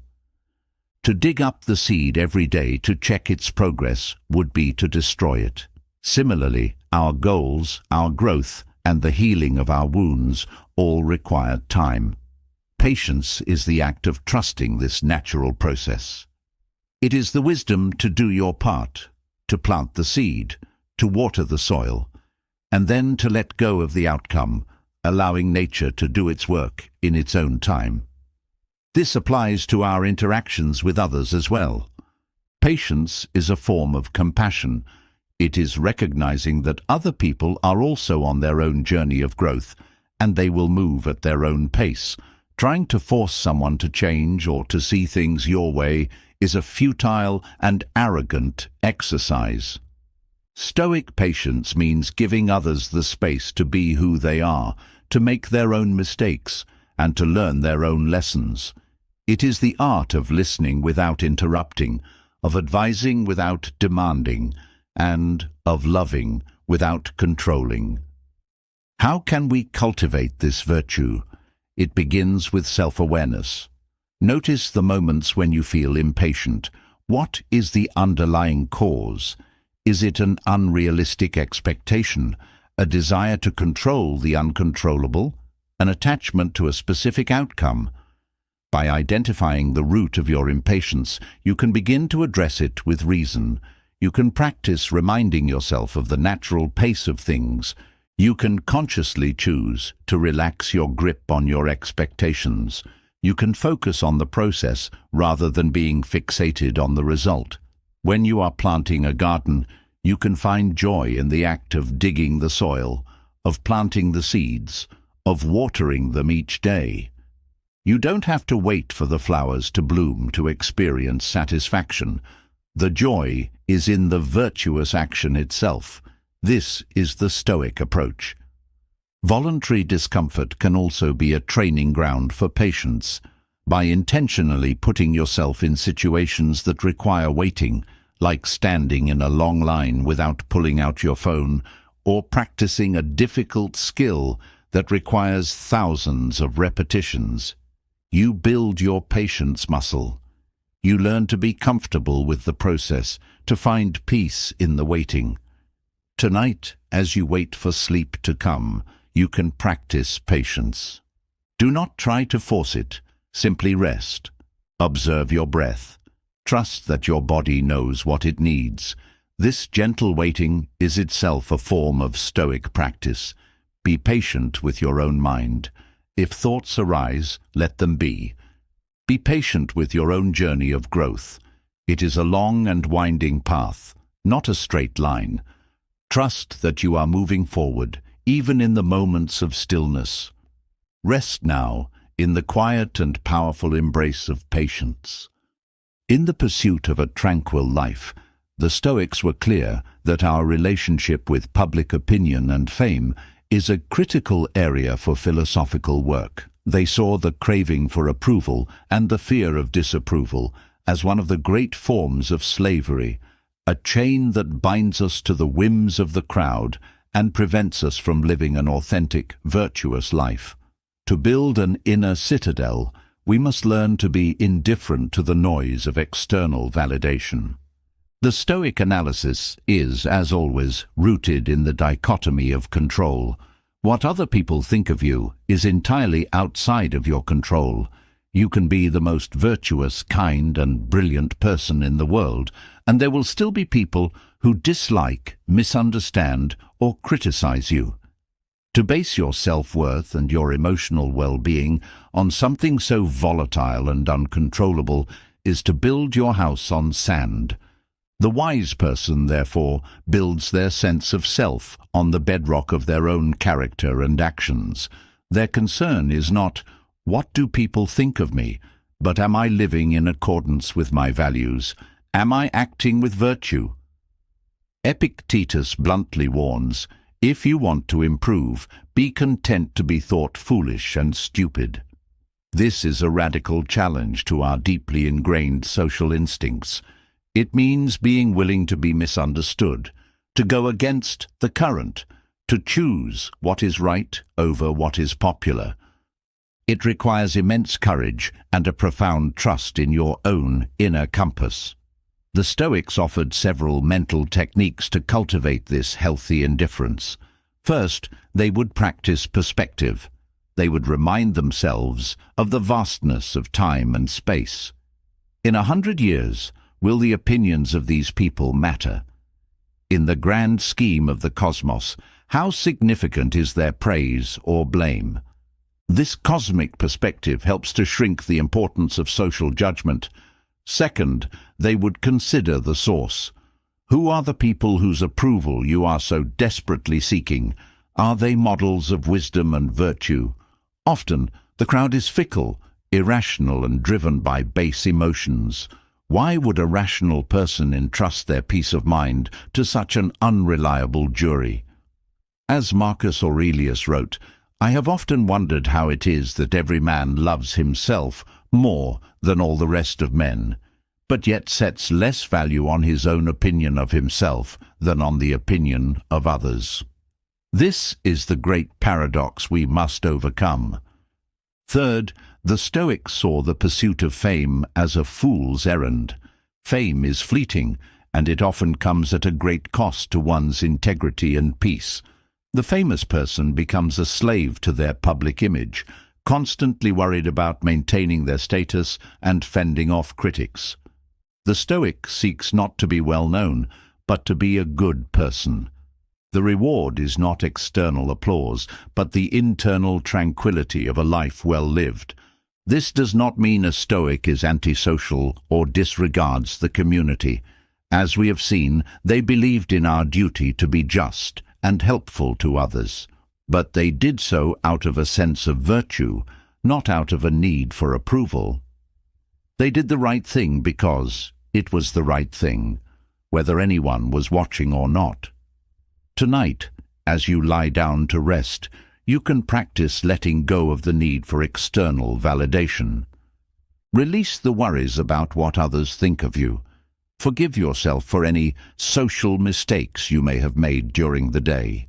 Your worth is not determined by your social media likes, your job title, or the praise of your peers. Your true worth lies in your character, in your capacity for reason and virtue. And that is something that is entirely within your own power to cultivate. Anchor your sense of self in this internal foundation.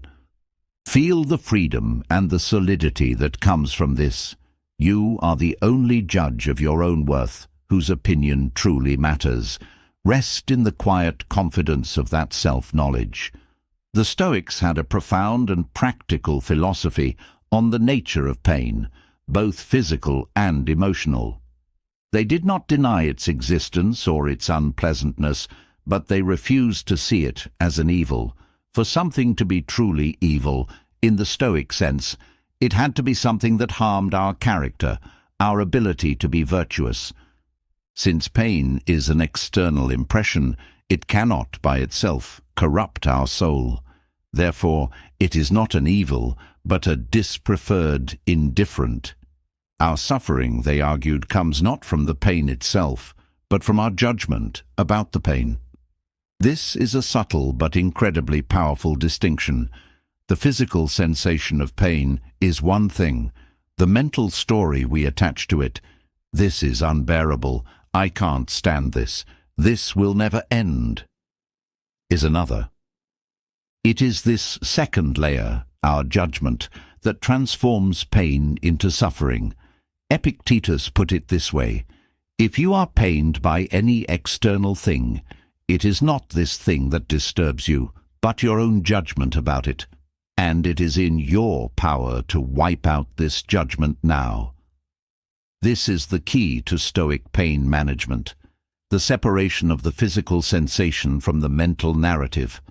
It is the practice of observing the pain with a kind of detached, objective curiosity, without adding the fuel of catastrophic thinking to the fire. You can acknowledge the sensation. There is a throbbing in my knee.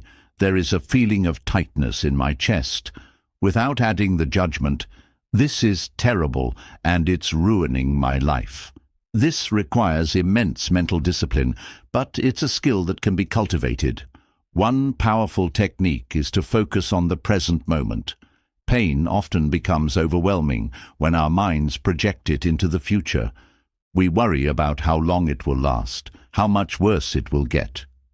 The Stoics would advise us to bring our attention back to the now. Can you endure this single moment of pain? The answer is almost always yes.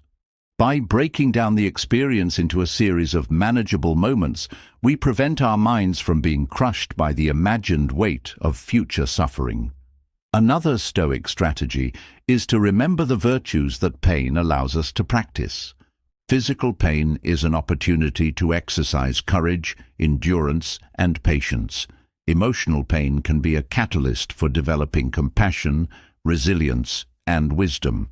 From this perspective, pain is not just something to be endured. It is a training ground for our character.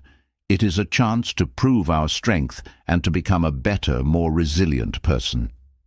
Marcus Aurelius, who suffered from chronic illness for much of his life, wrote extensively about this.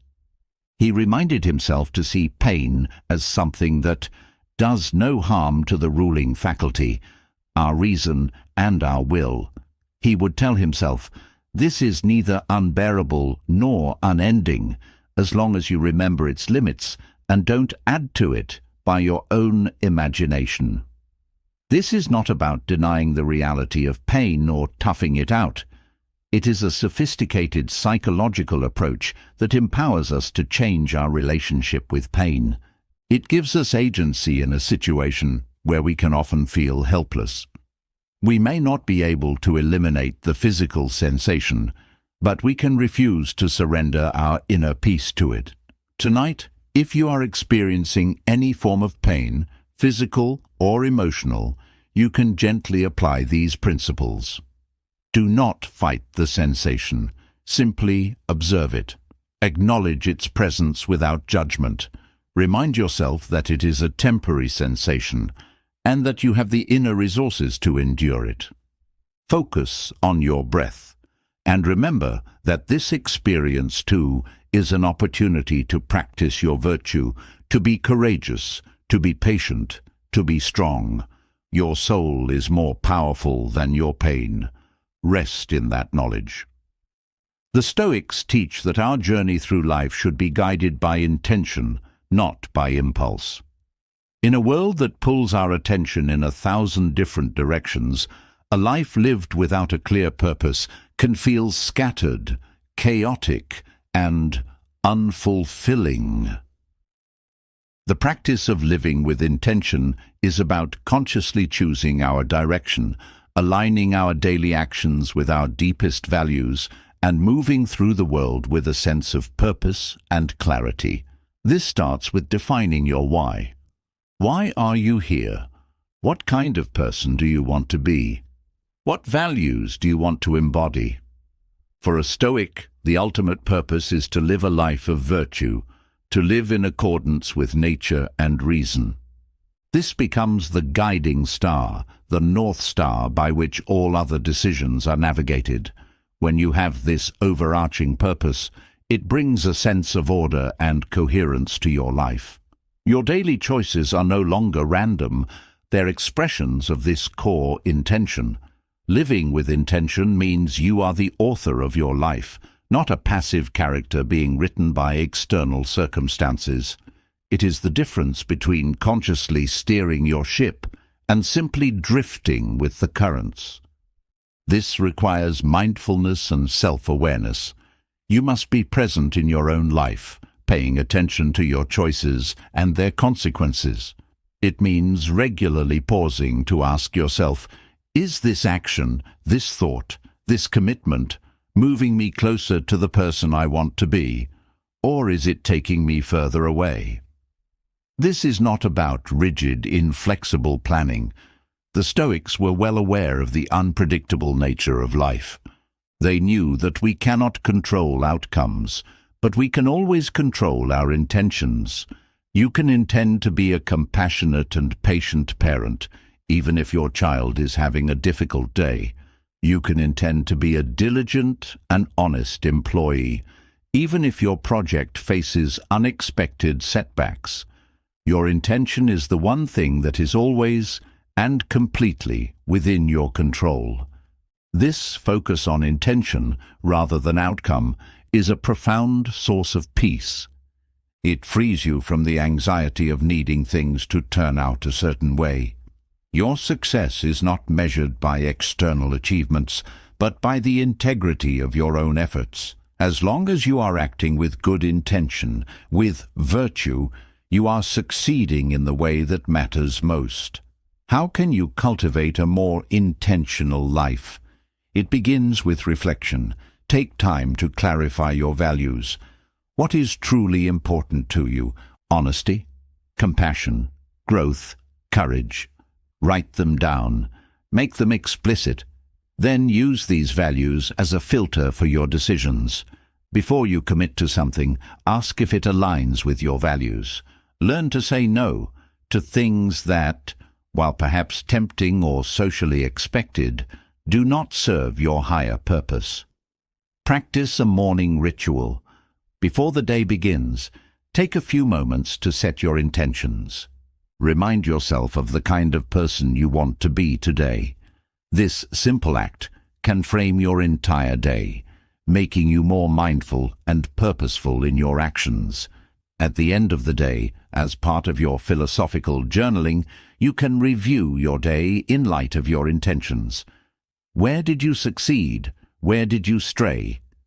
Again, this is not for self-blame, but for learning and recalibration. It is the process of consciously sculpting your own life. Tonight, as you rest, you can set a powerful intention for your sleep itself.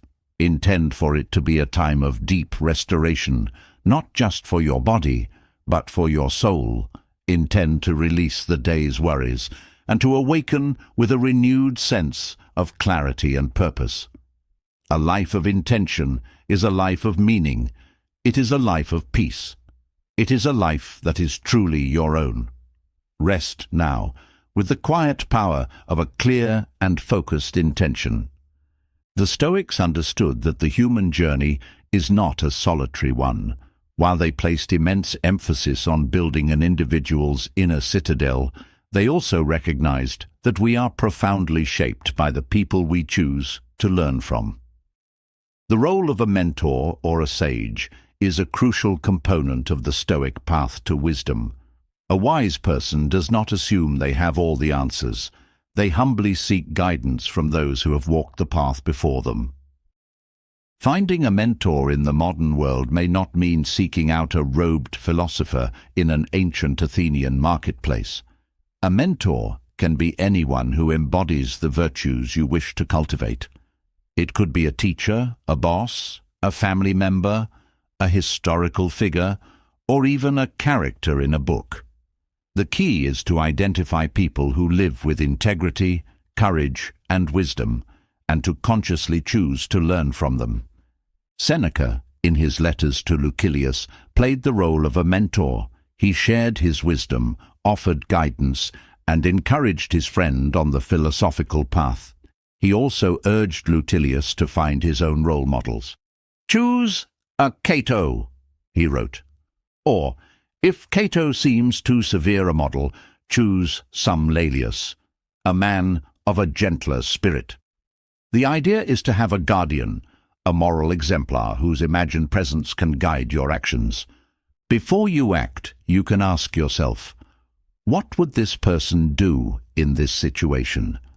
Would they approve of my choice? This practice provides a powerful external check on our impulses and helps to keep us aligned with our highest values. The Stoics also believed in the power of learning from the collective wisdom of the past. They were avid readers of the philosophers who came before them. They studied their teachings, debated their ideas, and sought to integrate their wisdom into their own lives. This is a form of mentorship that is available to all of us. The great books, the timeless philosophical texts, are a wellspring of guidance. By engaging with these minds, we are, in a sense, being mentored by the wisest souls in human history. We can learn from their successes, their failures, and their profound insights into the human condition. When choosing a mentor or a role model, the Stoics would advise us to look not at their external achievements, their wealth, fame, or power, but at their character. The true measure of a person is their virtue. Is this person just? Are they courageous? Do they have mastery over themselves? Are they wise? These are the qualities to seek and to emulate. This practice of mentorship also cultivates humility. It is the recognition that we do not have all the answers, that we are fallible, and that we have much to learn. This humility is a prerequisite for true wisdom. The arrogant person who believes they know everything is unteachable. The humble person who is aware of their own ignorance is always open to growth. Tonight, as you prepare for rest, you can reflect on the mentors in your own life. Who are the people, living or dead, who inspire you to be a better person? Bring their image to your mind. Feel gratitude for the wisdom and guidance they offer. You can also set an intention to be more open to learning from the people you encounter every day. Every person you meet has something to teach you, even if it is a lesson in what not to do. By adopting the mindset of a humble student, you turn your entire life into a classroom and everyone you meet into a potential teacher. Rest now in the company of the wise, knowing that you are part of a great tradition of seeking, learning, and growing. The Stoic concept of the body is one of pragmatic and respectful stewardship. They viewed the body not as the self, but as the vessel for the self, the soul, or the ruling faculty of reason. The body is a preferred indifferent. It is preferable to have a healthy, functional body than a sick or weak one. But our physical state does not determine our virtue or our capacity for happiness. Our true self, our character, is independent of our physical form. This perspective is incredibly liberating, especially in a modern culture that is often obsessed with physical appearance and the pursuit of bodily perfection. The Stoic would see this obsession as a mistake, a misplacing of value. To invest one's self-worth in something as fragile and temporary as the body is to set oneself up for inevitable suffering. The body will age, it will get sick, it will eventually fail. To cling to its youth and beauty is to fight a losing battle against nature. The wise person, therefore, cultivates a healthy detachment from their physical form. They care for their body, but they do not identify with it. They treat it as a tool, a partner in the project of living a virtuous life. This means taking rational care of one's health. The Stoics were not advocates for a life of hedonistic indulgence or, conversely, of extreme asceticism that harms the body. They would recommend a balanced diet, moderate exercise, and adequate rest, not for the sake of vanity, but because a healthy body is a more effective instrument for the soul. A mind is clearer and more capable of rational thought when it is not clouded by the fog of poor health. However, they also practiced voluntary hardship, as we have discussed, to train themselves not to be slaves to bodily comfort. By intentionally experiencing hunger, cold, or physical exertion, they proved to themselves that their spirit could remain tranquil and strong even when their body was uncomfortable. This builds a profound resilience to physical hardship. When you know you can endure discomfort, you are no longer afraid of it. This Stoic perspective is particularly helpful in dealing with illness, injury, and the aging process. When the body weakens or is in pain, it is easy to fall into despair. But the Stoic reminds themselves, "My body is in pain, but my soul can remain at peace. My body is weak, but my will can remain strong." This physical challenge is an opportunity to practice the virtues of courage, patience, and endurance. This is the ultimate expression of the inner citadel, the ability to maintain one's inner tranquility and moral purpose, even when the physical vessel is failing. It is the recognition that you are not your body. You are the consciousness, the reason, the soul that inhabits it.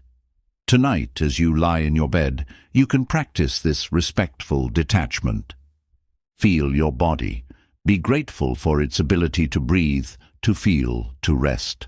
Send it a sense of care and appreciation, but also gently create a sense of space between your awareness and your physical form.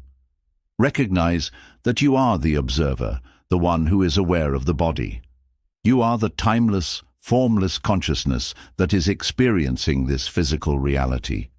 Your body is a precious gift for this journey of life. Care for it wisely, use it to perform virtuous actions, but do not confuse it with who you truly are. You are something far greater, far more enduring, and far more powerful. Rest in the peace of that profound self-knowledge. The Stoic philosophy offers a nuanced and highly relevant perspective on ambition. In a society that often glorifies ambition as the primary engine of success, the Stoics would urge caution and discernment. They were not against ambition per se, but they were deeply concerned with its object and its nature. An ambition for external things, for wealth, fame, power, was seen as a potential trap, a source of anxiety, and a threat to one's virtue. The Stoic ideal is to direct one's ambition inward. The primary, and indeed the only worthy ambition for a Stoic, is the ambition to become a better person, to cultivate the virtues of wisdom, justice, courage, and temperance. This is an ambition that is entirely within our control, and one that leads to true, lasting fulfillment, or eudaimonia. When your ambition is to be a person of integrity, every day presents countless opportunities for success. You can succeed in being patient in a traffic jam. You can succeed in being honest in a difficult conversation. You can succeed in being generous when no one is watching. This kind of ambition is not dependent on the approval of others or the whims of fortune. It is a source of profound self-respect and inner peace. What about ambition for external goals, like a successful career or a creative project? The Stoics would not necessarily discourage this, but they would advise us to approach it with a specific mindset. The key is the reserve clause, the practice of undertaking an action with a reserve clause, upexeresis in Greek. This means that you apply your full effort and intention to an external goal, but you always add a mental footnote. If nothing prevents me, or fate permitting. You do your very best, but you detach yourself from the outcome. You control the process, but you accept that the result is not entirely up to you. This is the attitude of the Stoic archer. The archer does everything in their power to shoot the arrow well. They control their stance, their breath, their aim, their release. This is their virtue in action. But once the arrow leaves the bow, it is subject to the wind and other factors beyond their control. The archer's success is not defined by whether the arrow hits the bullseye, but by whether they shot the arrow with skill and focus.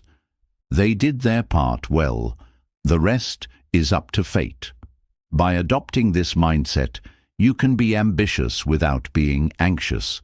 You can pursue great things in the world without making your inner peace a hostage to your success. You are free to strive, to create, to lead, but your self-worth is not on the line. If you succeed, you accept it with gratitude and without arrogance. If you fail, you accept it with equanimity and without despair, knowing you did your best. You learn from the experience and move on. This is a powerful way to navigate the challenges of a competitive world.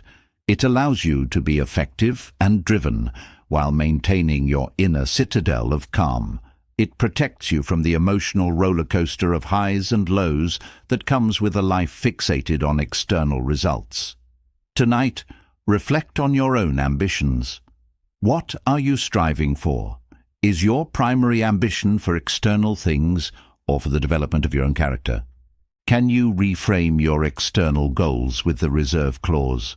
Can you learn to find your satisfaction in the effort, in the process, in the virtuous action itself, rather than solely in the outcome? Set an intention to be ambitious in the Stoic sense. Be ambitious for wisdom. Be ambitious for courage. Be ambitious for kindness. This is the one ambition that will never lead to disappointment.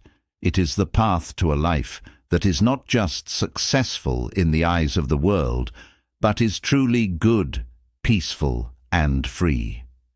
The art of listening is a deeply underrated and profoundly Stoic practice.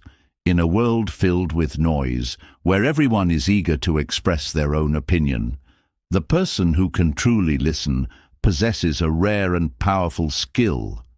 For the Stoics, listening was not a passive act of hearing words, but an active process of understanding, empathy, and rational analysis.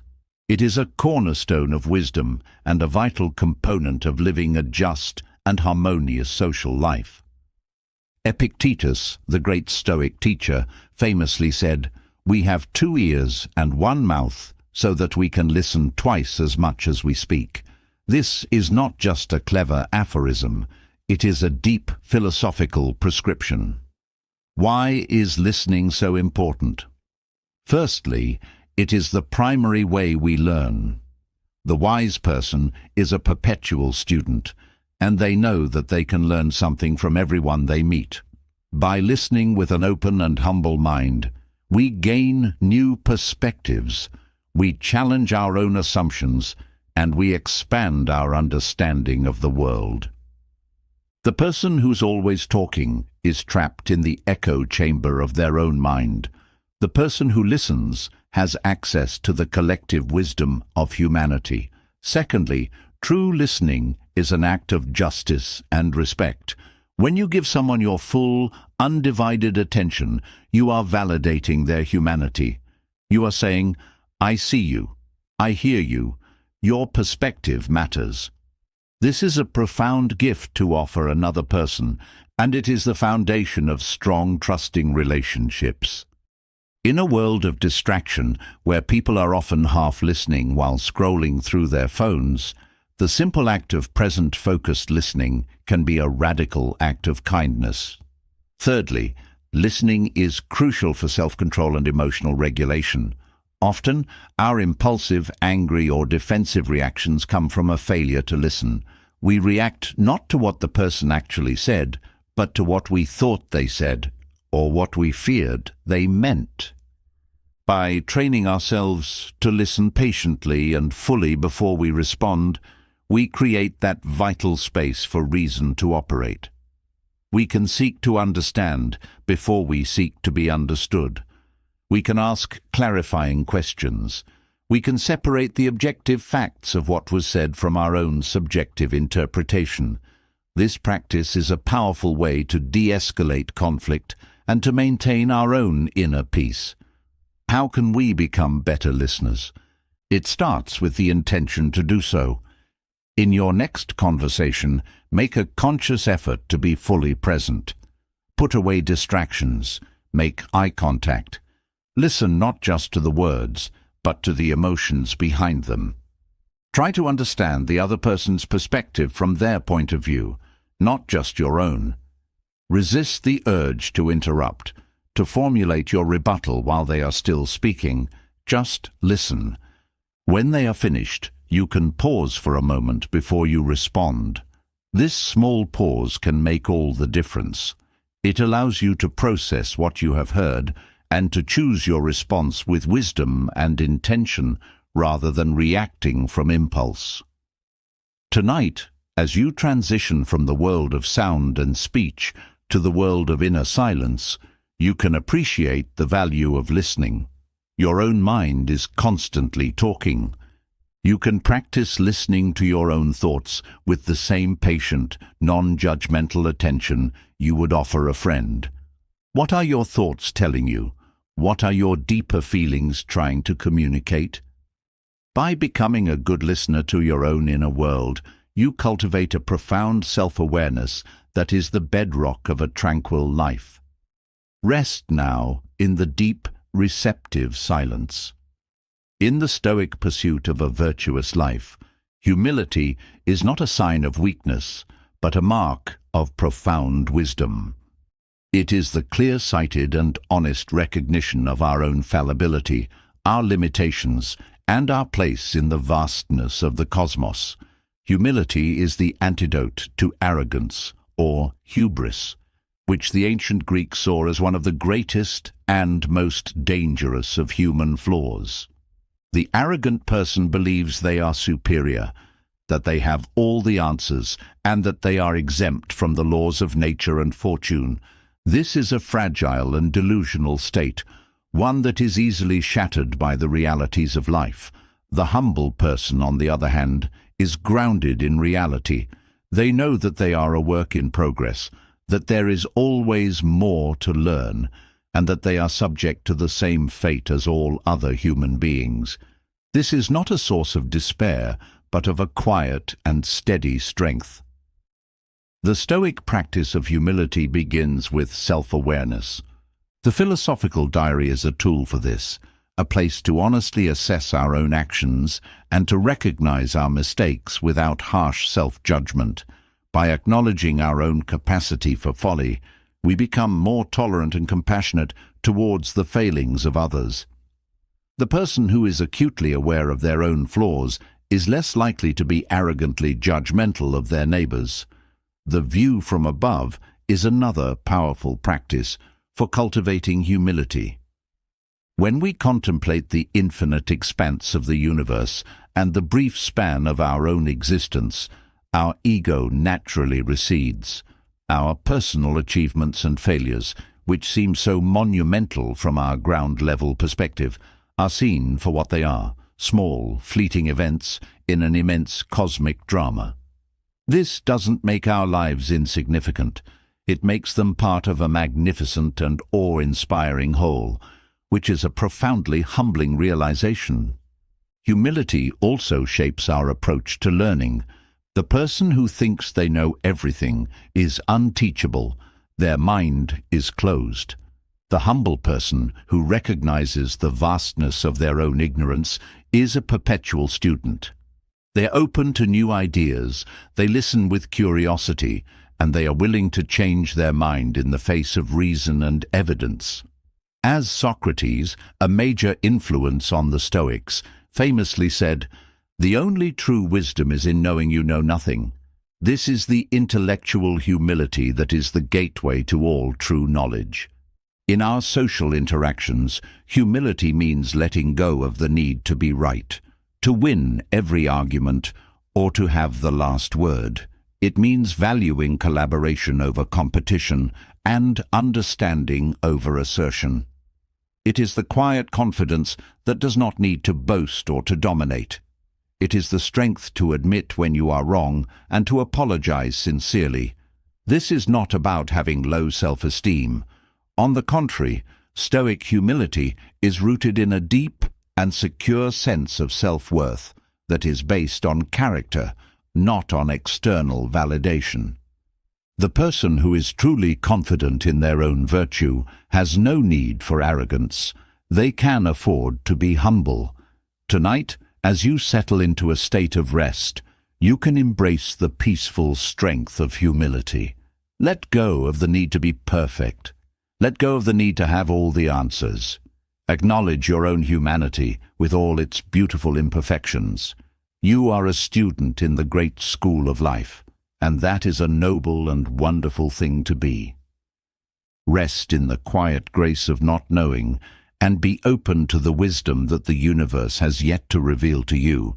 The Stoics taught that a life of virtue is a life lived in accordance with nature, and this includes our own human nature.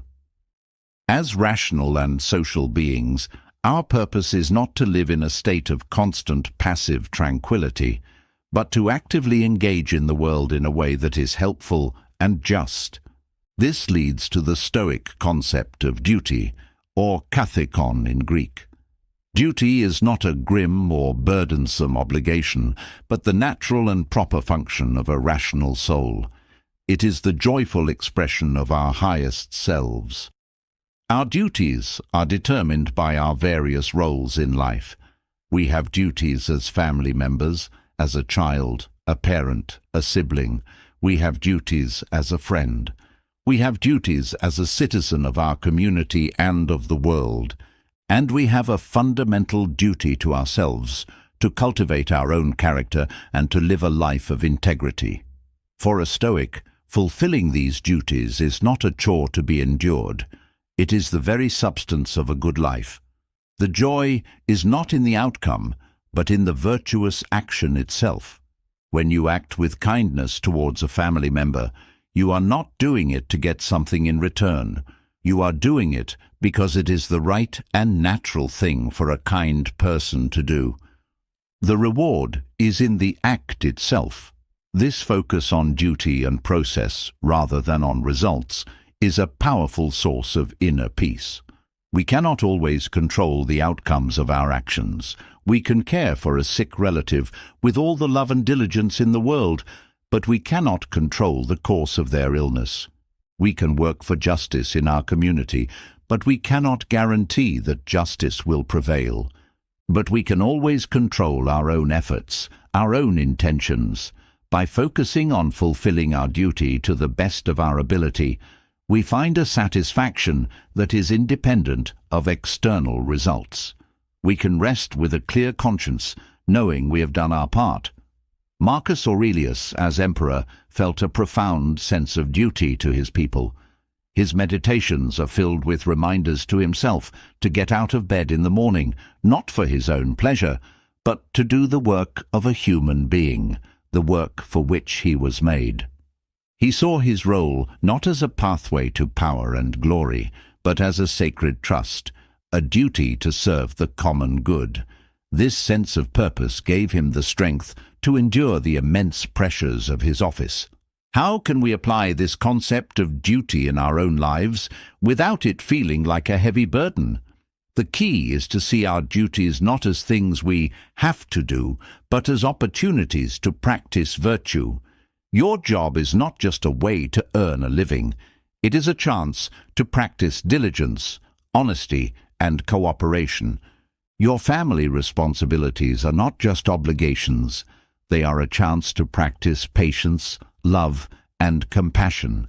Every role you play is a gymnasium for your soul. This reframing transforms the mundane into the meaningful.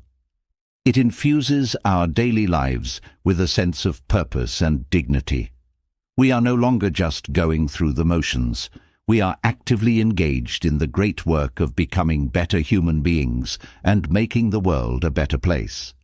Tonight, as you lie down to rest, you can reflect on your own roles and the duties they entail, not with a sense of pressure, but with a sense of gratitude for the opportunities they provide.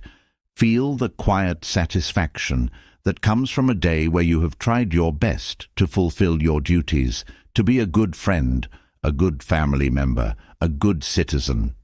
This is the peace that comes not from avoiding responsibility, but from embracing it with a willing and virtuous heart. Rest now, knowing that in fulfilling your duties, you are aligning yourself with the rational order of the universe and finding your own true purpose. As we draw this journey through the core tenets of Stoicism to a close for the night, it is fitting to revisit the practice that ties all the others together: self-reflection. The Stoic life is an examined life. It is a life of constant, gentle and honest self-observation. Without this practice, the philosophical principles remain just beautiful ideas. It is through self-reflection that they become embodied wisdom, a lived reality. The Stoics were not interested in dogma or blind belief. They were interested in what works, in what actually leads to a life of tranquility and virtue. And the only way to know what works for you is to pay attention to your own inner experience. This is why the philosophical diary, as practiced by Seneca and Marcus Aurelius, is such a powerful and central tool. It is the daily work of checking in with your own ruling faculty, your reason. The evening review, as we have touched upon, is a cornerstone of this practice. It is a time to look back on the day, not with the harsh eye of a critic, but with the compassionate curiosity of a scientist. You observe your own behavior. Where did I act with reason and virtue today? Where did I succumb to an irrational passion, like anger or fear? What were the judgments that led me astray? By identifying the specific thought patterns that lead to your emotional disturbances, you can begin to challenge and reframe them. This is the work of cognitive hygiene, of keeping your mind clear and rational. This practice cultivates a profound sense of personal responsibility. The Stoic does not blame external events or other people for their unhappiness. They know that their inner state is their own creation. The diary is a tool for taking ownership of that creation. It is a commitment to being the conscious author of your own life story, rather than a passive victim of its plot twists. Self-reflection also helps us to track our progress. The path to wisdom is long, and it is not always a straight line. There will be good days and bad days. The diary allows you to see your journey over time. You can look back and see how far you have come, how you're no longer troubled by things that used to cause you immense anxiety, how you have become more patient, more courageous, more just. This provides encouragement and reinforces your commitment to the path. It proves to you that the philosophy works. Most importantly, this practice of self-reflection is an act of self-compassion. It is the act of taking time for yourself, of listening to your own soul, of tending to your own inner garden. In a world that constantly demands our attention, be focused outward. Turning inward is a radical act of self-care. It is the recognition that your inner peace is the most important project you will ever work on. Tonight, as the final thoughts of the day begin to fade, you can engage in one last, gentle act of self-reflection. Ask yourself, what is one thing I learned today? What is one way I can be a little bit better, a little bit wiser tomorrow? Do not search for a grand or dramatic answer. The smallest insight, the slightest shift in perspective, is a victory. The journey to a calm and stoic mind is built of these small daily steps. It is a lifelong practice of paying attention, of learning, of growing, and it is the most rewarding journey you can ever undertake. Rest now. The day's work is done. You have reflected. You have learned. Now, surrender to the peace of a mind that is at home with itself. The culmination of all Stoic practice is the attainment of a state the Greeks called apatheia. This term is often mistranslated as apathy, leading to the common misconception of Stoics as cold and unfeeling. This could not be further from the truth. Apatheia does not mean the absence of feeling. It means the absence of pathos, of irrational, unhealthy and disturbing passions. It is a state of profound inner tranquility, a freedom from the turmoil of emotional disturbance. It is the peace of the wise. Apatheia is the state of the inner citadel when its walls are strong and its gates are well guarded. It is the result of consistently applying the Stoic disciplines. When you master your judgments, you are no longer disturbed by external events. When you master your desires, you are free from the torments of craving and disappointment. When you master your actions, you live with the clear conscience that comes from a life of virtue. This is not a state of emotional numbness. The Stoic sage still experiences emotions. They feel joy, they feel love, they feel a rational caution in the face of vice, but they do not feel the turbulent, overwhelming passions of anger, terror, or obsessive lust. Their emotional life is like a deep, calm ocean, not a stormy, chaotic sea. Their feelings are in harmony with their reason. This state of tranquility is not a gift of fortune. It is an achievement of the soul. It is the prize of a lifetime of philosophical work, and it is a state that is available to all of us if we are willing to undertake the practice. It is the ultimate freedom, the freedom from our own inner chaos. It is the freedom to be who we truly are, rational, social, and virtuous beings. The journey to apatheia is a journey of letting go. It is letting go of our attachment to external things. It is letting go of our irrational fears and desires. It is letting go of our ego and our need for validation. It is letting go of our resentment and our grievances. With each thing we let go, we become lighter, freer, and more at peace. This is the deep and abiding calm that Stoicism promises. It is not a temporary fix or a superficial relaxation technique. It is a fundamental restructuring of our relationship with the world and with ourselves. It is the building of an inner peace so profound that it cannot be shaken by the storms of life. Tonight, as you prepare to enter the deep calm of sleep, you can have a taste of this Stoic peace. Let go of the day.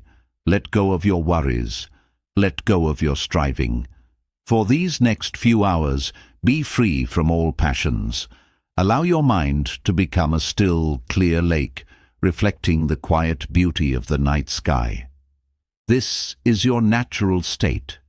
This is the peace that is always available to you beneath the surface of your thoughts and emotions. It is the peace of your own reason, your own soul. You have journeyed through the core teachings of Stoic philosophy tonight. You have learned to distinguish what you can control from what you cannot. You have been invited to love your fate, to prepare for adversity, and to see the world from a cosmic perspective. You have been reminded that virtue is the only true good, and that your character is your most valuable possession. You have explored the paths to managing anger, grief, and fear, and to cultivating joy, patience, and community. These are not just ideas, they are seeds, and the soil of your mind, especially in this quiet, receptive state before sleep, is fertile ground. Let these seeds take root. Do not worry about remembering them all. Simply trust that they have been planted. With each night of rest, with each new day of practice, they will grow, and you will find yourself, slowly but surely, building a life of profound tranquility, unshakable resilience, and enduring wisdom. You are building your inner citadel, and within that fortress you will always be safe, you will always be free, and you will always be at peace. Good night. Imagine yourself standing on the shore of a vast, tranquil ocean as the sun begins its slow descent, painting the sky in hues of orange, pink, and purple. The waves gently kiss the sand, their rhythmic sound a soothing mantra that quiets the mind. In this moment, there are no demands, no deadlines, no worries. There is only the simple, profound beauty of the present. This is the state of inner peace that we all seek, a state that often feels elusive in the relentless pace of our modern lives. But what if this tranquility was not a fleeting experience, dependent on a perfect sunset or a quiet beach? What if it was a state you could cultivate within yourself, an inner ocean of calm that you could return to at any time, regardless of the external storms? This is the promise of the Stoic path, a journey not to a destination, but to a way of being. Tonight we continue this journey, delving deeper into the timeless wisdom of the Stoics, exploring the practical tools they offer for building a life of purpose, resilience, and unshakable peace.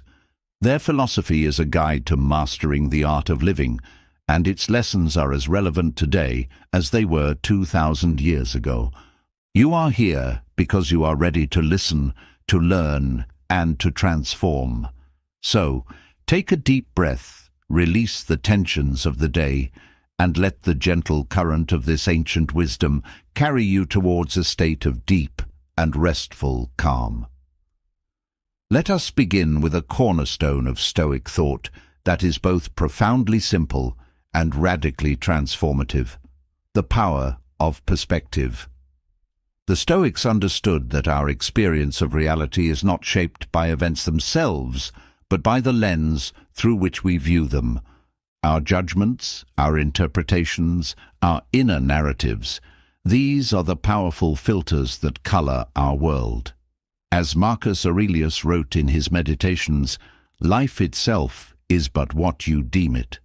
This is an incredible statement of empowerment. It means that we are the artists of our own experience. We can choose to paint our lives with the dark colors of fear, resentment, and victimhood, or we can choose the bright hues of courage, gratitude, and opportunity. The Stoic practice is to consciously and deliberately choose the latter.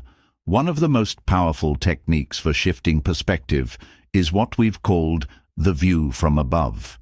It is the practice of mentally zooming out from our immediate situation to see it within a larger context. When you are feeling overwhelmed by a problem at work, you can imagine yourself looking down on your office from the sky, then from space. From that cosmic vantage point, how significant does that problem really seem? This exercise is not meant to invalidate your feelings, but to right-size them, to prevent a small problem from casting a large shadow over your entire peace of mind. Another key aspect of managing perspective is to practice objective representation, or fantasia cataleptic. This means striving to see events as they are, stripped of our emotional judgments and subjective labels. Instead of saying, "I had a disastrous meeting," a Stoic would say, "I had a meeting and the outcome was not what I had hoped for." The first statement is a story of failure and despair. The second is a statement of fact, one that allows for a rational, problem-solving response rather than an emotional tailspin. This practice requires us to become vigilant observers of our own language, both internal and external. Our words shape our reality. By choosing neutral, objective language, we can maintain our emotional equilibrium and respond to situations with clarity and reason. Furthermore, the Stoics would urge us to reframe adversity as an opportunity. This is a deliberate shift in perspective, from seeing a challenge as a threat to seeing it as a test of our character, a chance to practice virtue. This is the essence of the Stoic formula: the obstacle is the way. A difficult person is not an annoyance, they are a training partner for your patience. A failure is not an end, it is a lesson in resilience. An illness is not a curse, it is a chance to practice courage. By consciously choosing this perspective, we transform the very nature of our struggles. They cease to be burdens and become a curriculum for our growth. Tonight, as you lie in bed, you can practice this art of perspective. Think of a challenge you face today. Try to see it from a different angle. Can you view it from above? Can you describe it in purely objective terms? Can you find the hidden opportunity for virtue within it? This is not about self-deception. It is about exercising your freedom to choose your response. It is the conscious cultivation of a mind that is not a passive victim of circumstances, but an active creator of its own experience. You hold the paintbrush. You choose the colors. Rest now with the peaceful power of a master artist, ready to paint a masterpiece of a day tomorrow. The Stoic path is one of continuous self-improvement, a lifelong commitment to moving from ignorance to wisdom. This journey requires humility, diligence, and a clear understanding of the process of learning itself. The Stoics were not interested in knowledge for its own sake, for intellectual display. They were interested in wisdom, knowledge that is integrated, embodied, and used to live a better life. The first step on this path is the Socratic recognition of one's own ignorance. The only true wisdom is in knowing you know nothing, said Socrates, a major inspiration for the Stoics. This is not false modesty. It is the essential prerequisite for all learning. The person who thinks they already have all the answers has a closed mind. Their cup is full and nothing new can be added. The person who is aware of their own ignorance has an open, curious, and receptive mind. They are ready to learn. Once we have embraced this humility, the next step is to seek out wisdom. The Stoics were great believers in the value of mentorship. They sought out teachers and role models who embodied the virtues they wished to cultivate. As we have discussed, this can take many forms: a living mentor, the study of historical figures, or a deep engagement with philosophical texts. The key is to learn not just from the words of the wise, but from their character, from the example of their lives. Reading philosophy is a central part of this process. For the Stoics, reading was not a passive consumption of information. It was an active dialogue with the great minds of the past.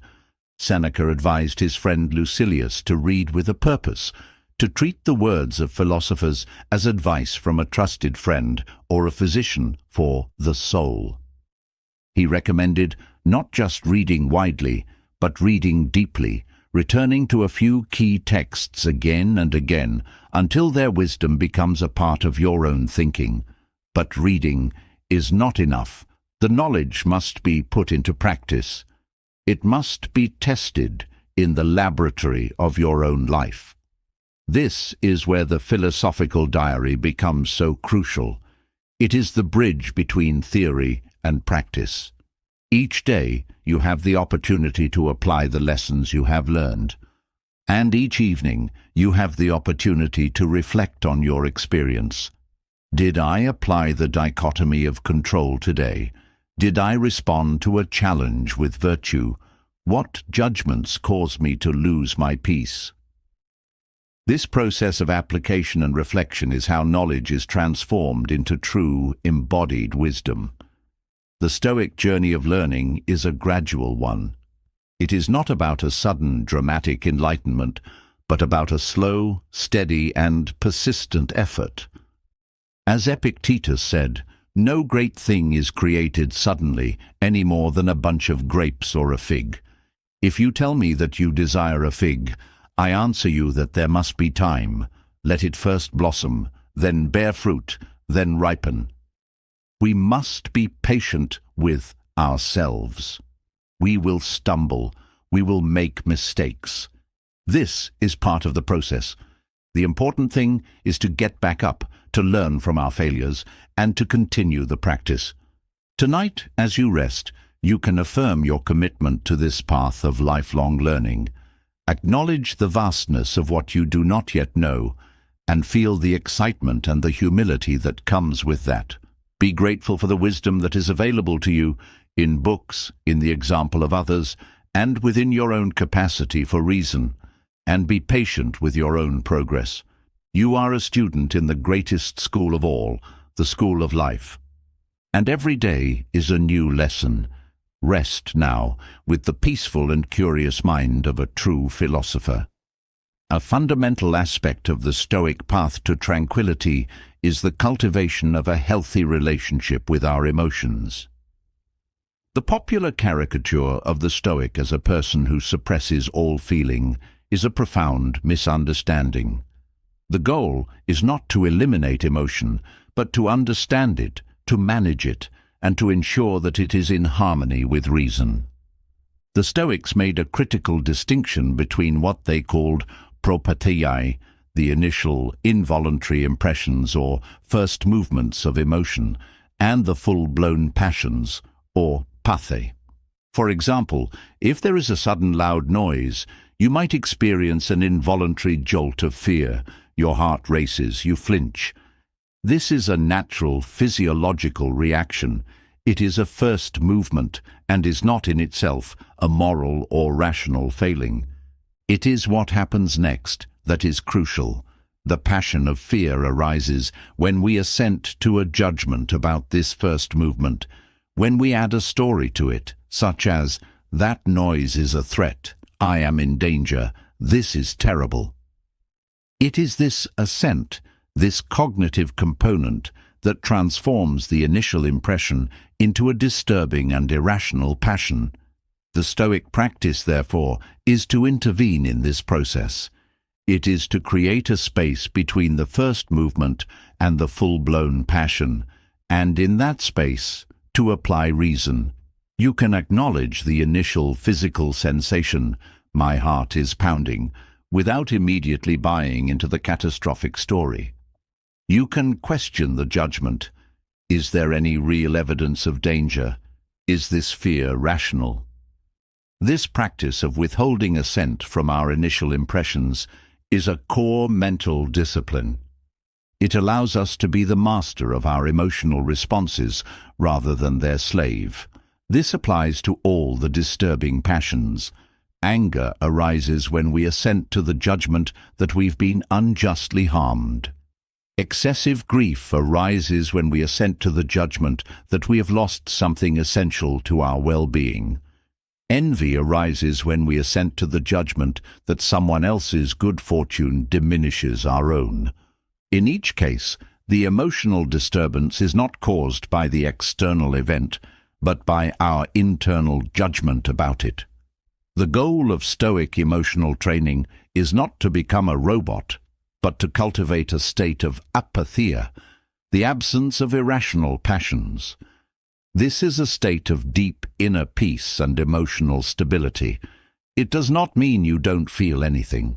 A Stoic sage would still feel rational and healthy emotions, which they called eupatheiai.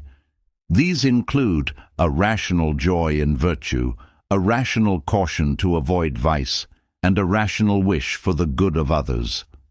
Their emotional life is guided by reason, not by impulse. Tonight, you can practice this gentle management of your emotions. As feelings from the day arise in your mind, try not to get swept away by them. Observe them with a calm and curious detachment. If you feel a pang of anxiety, you can say to yourself, "There is a feeling of anxiety." Acknowledge it without judgment. Notice the physical sensations associated with it, and then gently let it go. You do not need to analyze it or fight it. Simply by observing it without adding a story, you rob it of its power. You are not your emotions. You are the awareness in which your emotions arise and pass away. This awareness is a space of profound peace. By learning to rest in this space, you can navigate your emotional life with grace, wisdom, and an unshakable calm. Your emotions are like clouds passing through the vast sky of your mind. You are the sky, not the clouds. Rest in that spacious, clear, and peaceful sky. The Stoics taught that living a good life requires us to live in harmony with our social nature. As we've explored, we are citizens of the cosmic city. and our well-being is tied to the well-being of the whole. This leads to a profound emphasis on our relationships with others. Stoicism offers a powerful and practical guide to navigating the complexities of our connections with family, friends, and the wider community. At the heart of Stoic relationship advice is the virtue of justice. This means treating every person with fairness, respect, and kindness, recognizing their inherent dignity as a fellow rational being. This is our fundamental duty. However, the Stoics were realists. They knew that people are flawed, that relationships can be difficult, and that we will inevitably be hurt or disappointed by others. Their advice is not to withdraw into a solitary shell, but to engage with others from a position of inner strength and philosophical preparedness. When dealing with difficult family members or friends, the Stoics would remind us to apply the dichotomy of control. We cannot control their behavior, their moods, or their opinions. We can only control our own response. Trying to change another person is a recipe for frustration. The wise approach is to accept them as they are, while maintaining our own boundaries and our own virtue. We can choose to be patient when they are difficult. We can choose to be compassionate, recognizing that their flaws often stem from their own ignorance or suffering. We can choose to respond with reason, rather than getting drawn into their emotional drama. This is not about being a doormat. It is about protecting our own inner peace, while still acting with kindness. In friendship, the Stoics valued quality over quantity. A true friendship for them was a friendship of virtue. It is a bond based not on utility or pleasure, but on a mutual admiration for each other's character and a shared commitment to living a good life. Seneca wrote that a true friend is a second self, someone with whom you can be completely honest, someone who challenges you to be better, and someone who supports you on your philosophical journey. These deep, authentic connections are one of life's greatest treasures. They are a source of joy, support, and profound growth. To cultivate such friendships, we must first strive to be such a friend ourselves. We must be trustworthy, loyal, and committed to our own virtue. Like attracts like. A person of good character will naturally attract other people of good character. In our broader community, the Stoic duty is to be a good citizen.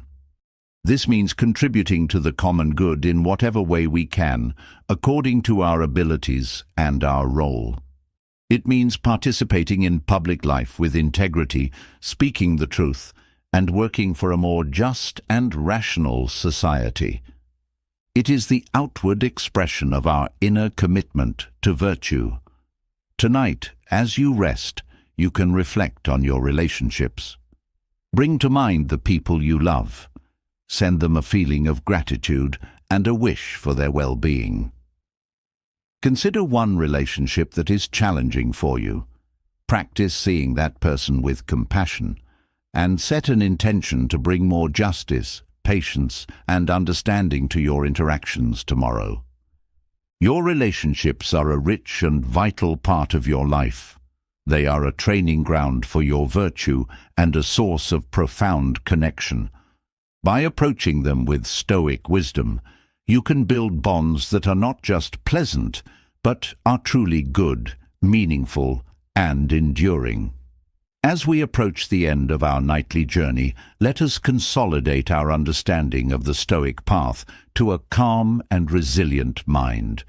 The various principles we have explored, the dichotomy of control, amor fati, virtue as the sole good, the management of emotions, the importance of community, are not separate, isolated techniques. They are all interconnected facets of a single, coherent system for living well. They all work together to help us build and maintain our inner citadel. This inner citadel is the ultimate goal of Stoic practice. It is a state of mind that is so well fortified with reason, virtue, and psychological resilience that it cannot be overthrown by the chaos of the external world. It is a state of apatheia, freedom from disturbing passions, and eudaimonia, a deep and abiding flourishing of the soul. The construction of this citadel is a lifelong project. It requires daily vigilance, practice, and reflection. It is like maintaining a beautiful and productive garden. Each day you must tend to it. You must pull the weeds of irrational judgments. You must water the seeds of virtue with your intentional actions. You must prune the overgrown branches of excessive desire. You must ensure the soil of your mind is fertile with gratitude and humility. This is not easy work. It requires effort and discipline. But the Stoics would argue that it is the most important and rewarding work a human being can do. For what is the point of gaining the whole world if you lose your own soul, your own inner peace? The strength of your citadel is tested not in times of peace, but in times of storm. When adversity strikes, and it will, that is when your philosophical training is put to the test. The person without a well-built citadel is swept away by the winds of fortune. They are plunged into anxiety, anger, or despair. Their happiness is a fragile thing, completely dependent on external circumstances. But the person who has diligently built their inner fortress can withstand the storm. They may be battered by the waves, but they are not broken. Their foundation is secure. They can retreat into the calm, quiet center of their own mind, a place where fortune has no power. From this place of strength, they can navigate the difficulty with courage, wisdom, and equanimity. This is the promise of Stoicism. It is not a promise of a life free from pain, loss, or difficulty. It is a promise that you can develop the inner resources to face whatever life throws at you with grace and dignity. It is the promise of an inner freedom that is absolute and untouchable. Tonight, as you prepare for the final stage of rest, take a moment to appreciate the fortress you are building within yourself. Acknowledge the work you have already done, the insights you have gained, the strength you are cultivating. Every time you choose a rational response over an impulsive one, every time you practice gratitude, every time you act with kindness, you are adding another stone to your citadel. You are becoming stronger, wiser, and more at peace. This is the great work. This is the good life. Rest now, secure in the knowledge that you are the architect of your own soul, the master of your own peace, the unshakable guardian of your inner citadel. You have journeyed far tonight through the ancient and timeless landscapes of Stoic philosophy. You have gathered the tools to build a mind that is calm, a character that is strong, and a life that is virtuous. These are not just intellectual curiosities. They are practical, life-altering skills that with consistent practice can transform your experience of the world. As you now stand at the threshold of sleep, this is not an end, but a beginning.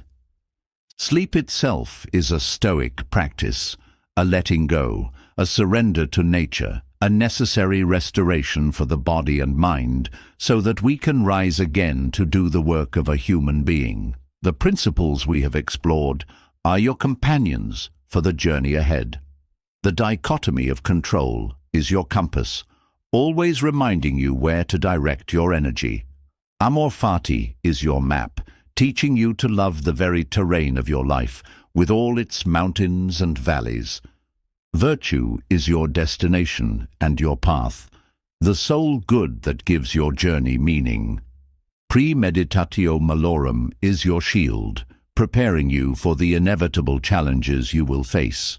The view from above is your telescope, offering you perspective and connecting you to the vast cosmic whole.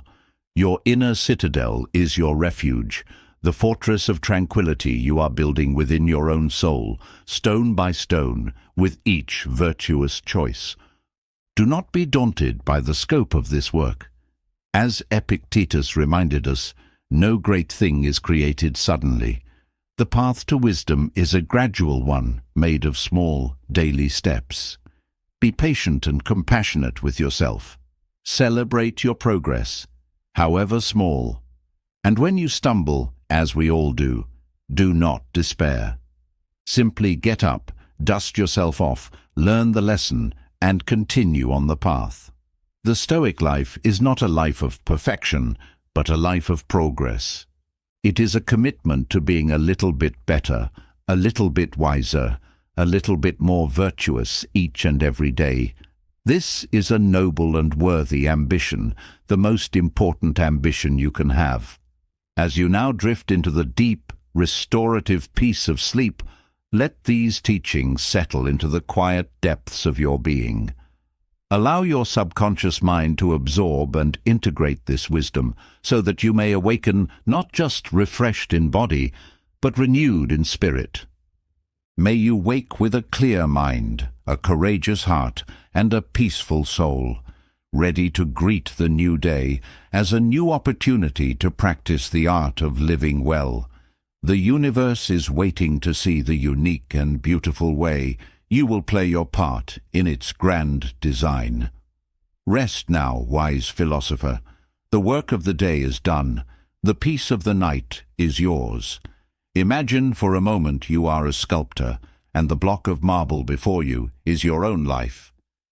Every day, with every choice, every thought and every action, you are chipping away, shaping the stone.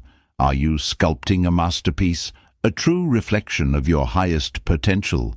Or are you letting the external world, with its random pressures and opinions, haphazardly dictate the form? This is the central question that philosophy, in its deepest sense, asks us to confront. And tonight, we continue our journey into the heart of this question, guided by the timeless wisdom of the Stoics. You are here, in this quiet space, because you are ready to take the chisel into your own hands. You are ready to consciously and deliberately sculpt a life of meaning, resilience, and profound tranquility. The teachings of ancient masters like Marcus Aurelius, Seneca, and Epictetus are not relics of a bygone era. They are a living, breathing guide for the modern soul. They offer us the tools to navigate the complexities of our world with grace and strength. As you settle in, let the noise of the day fade away. Let the worries about tomorrow recede. This is a time for you, a time to connect with the deep well of wisdom that resides within. Breathe slowly, and with each breath, let go of a little more of the tension you carry. Allow your mind to become a calm and receptive space, ready to absorb the lessons that have the power to reshape your world from the inside out. Tonight, we will not just learn, we will prepare to transform. The journey of a Stoic practitioner begins with a fundamental reorientation of what it means to be successful and what constitutes a truly good life. Our society often presents us with a very clear, albeit flawed, scorecard for success: wealth, status, possessions, and external achievements. The Stoics looked at this scorecard and saw it as a source of profound human suffering. They proposed a radical alternative. The only true measure of a good life is the quality of one's character, the cultivation of virtue. This is not to say that the Stoics were against having health, wealth, or good relationships. They called these things preferred indifference. It is preferable and natural to want them. However, they insisted that these external things are morally neutral. They do not make you a good or a bad person. A virtuous person can be poor, and a vicious person can be wealthy. Your moral worth and your capacity for true happiness or eudaimonia are completely independent of these external factors. This is an incredibly liberating idea. It means your happiness is not held hostage by the economy, by your boss's opinion, or by your social standing. It is entirely an inside job. The four cardinal virtues of Stoicism, wisdom, justice, courage, and temperance, are the four pillars of a good life. Wisdom is the ability to see the world clearly, to distinguish what is good, bad, and indifferent. Justice is the commitment to act with fairness and kindness towards our fellow human beings, recognizing our shared nature. Courage is the strength to face fear, pain, and adversity without compromising our principles. And temperance is the mastery of our own desires and impulses, the ability to live with moderation and self-control. The Stoic life is the daily practice of these virtues. It is about striving in every situation to be a little wiser, a little more just, a little more courageous, and a little more self-controlled. This is a game you can always win, because it is not dependent on the outcome. It is dependent on your intention and your effort. You may not win the promotion at work, but you can act with integrity and diligence throughout the process. You may not be able to heal a sick friend, but you can offer them your love and support with unwavering compassion. Your success is in the virtuous action itself. When you adopt this mindset, your entire life is transformed. Every situation, no matter how mundane or how challenging, becomes an opportunity, a training ground for your character. A traffic jam is a chance to practice patience. A difficult colleague is a chance to practice compassion. A personal failure is a chance to practice resilience. Life is no longer a series of events to be passively experienced. It is an active, ongoing project of sculpting your own soul. Tonight, as you lie in the stillness, reflect on your own definition of a good life. What is your scorecard? Are you measuring your worth by the fleeting standards of the external world, or by the enduring quality of your own character? Make a quiet commitment to yourself to shift your focus. Choose to value your integrity over your income, your compassion over your convenience, your courage over your comfort. This is the path to a wealth that can never be lost, a success that can never be taken away, and a peace that is truly unshakable. Rest now with the deep and quiet satisfaction of a person who knows what is truly valuable and is committed to cultivating it. To walk the Stoic path, one must become a master of their own mind. The Stoics were brilliant psychologists who understood that our inner world is not a chaotic mystery, but a system that can be understood, trained, and directed.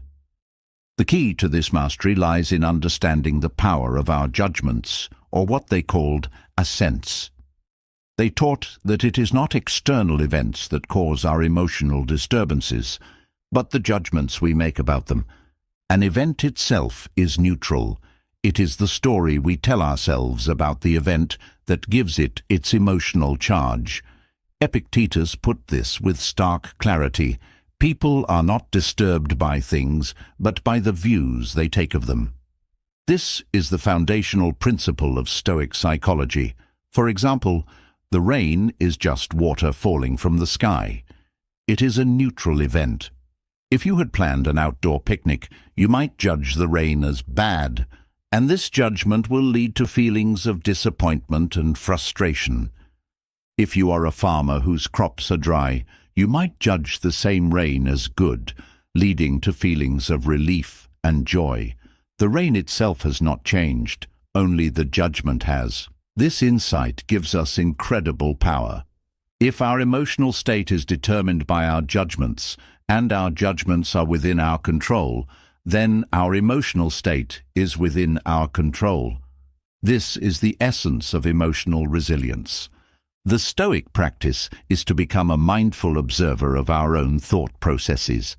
When an impression enters your mind, you do not have to immediately accept it as truth. You have the power to pause, to examine it, and to decide whether or not to give your assent. This is like being the bouncer at the nightclub of your mind. You don't have to let every thought in. You can check its ID. Is this thought true? Is it helpful? Is it rational?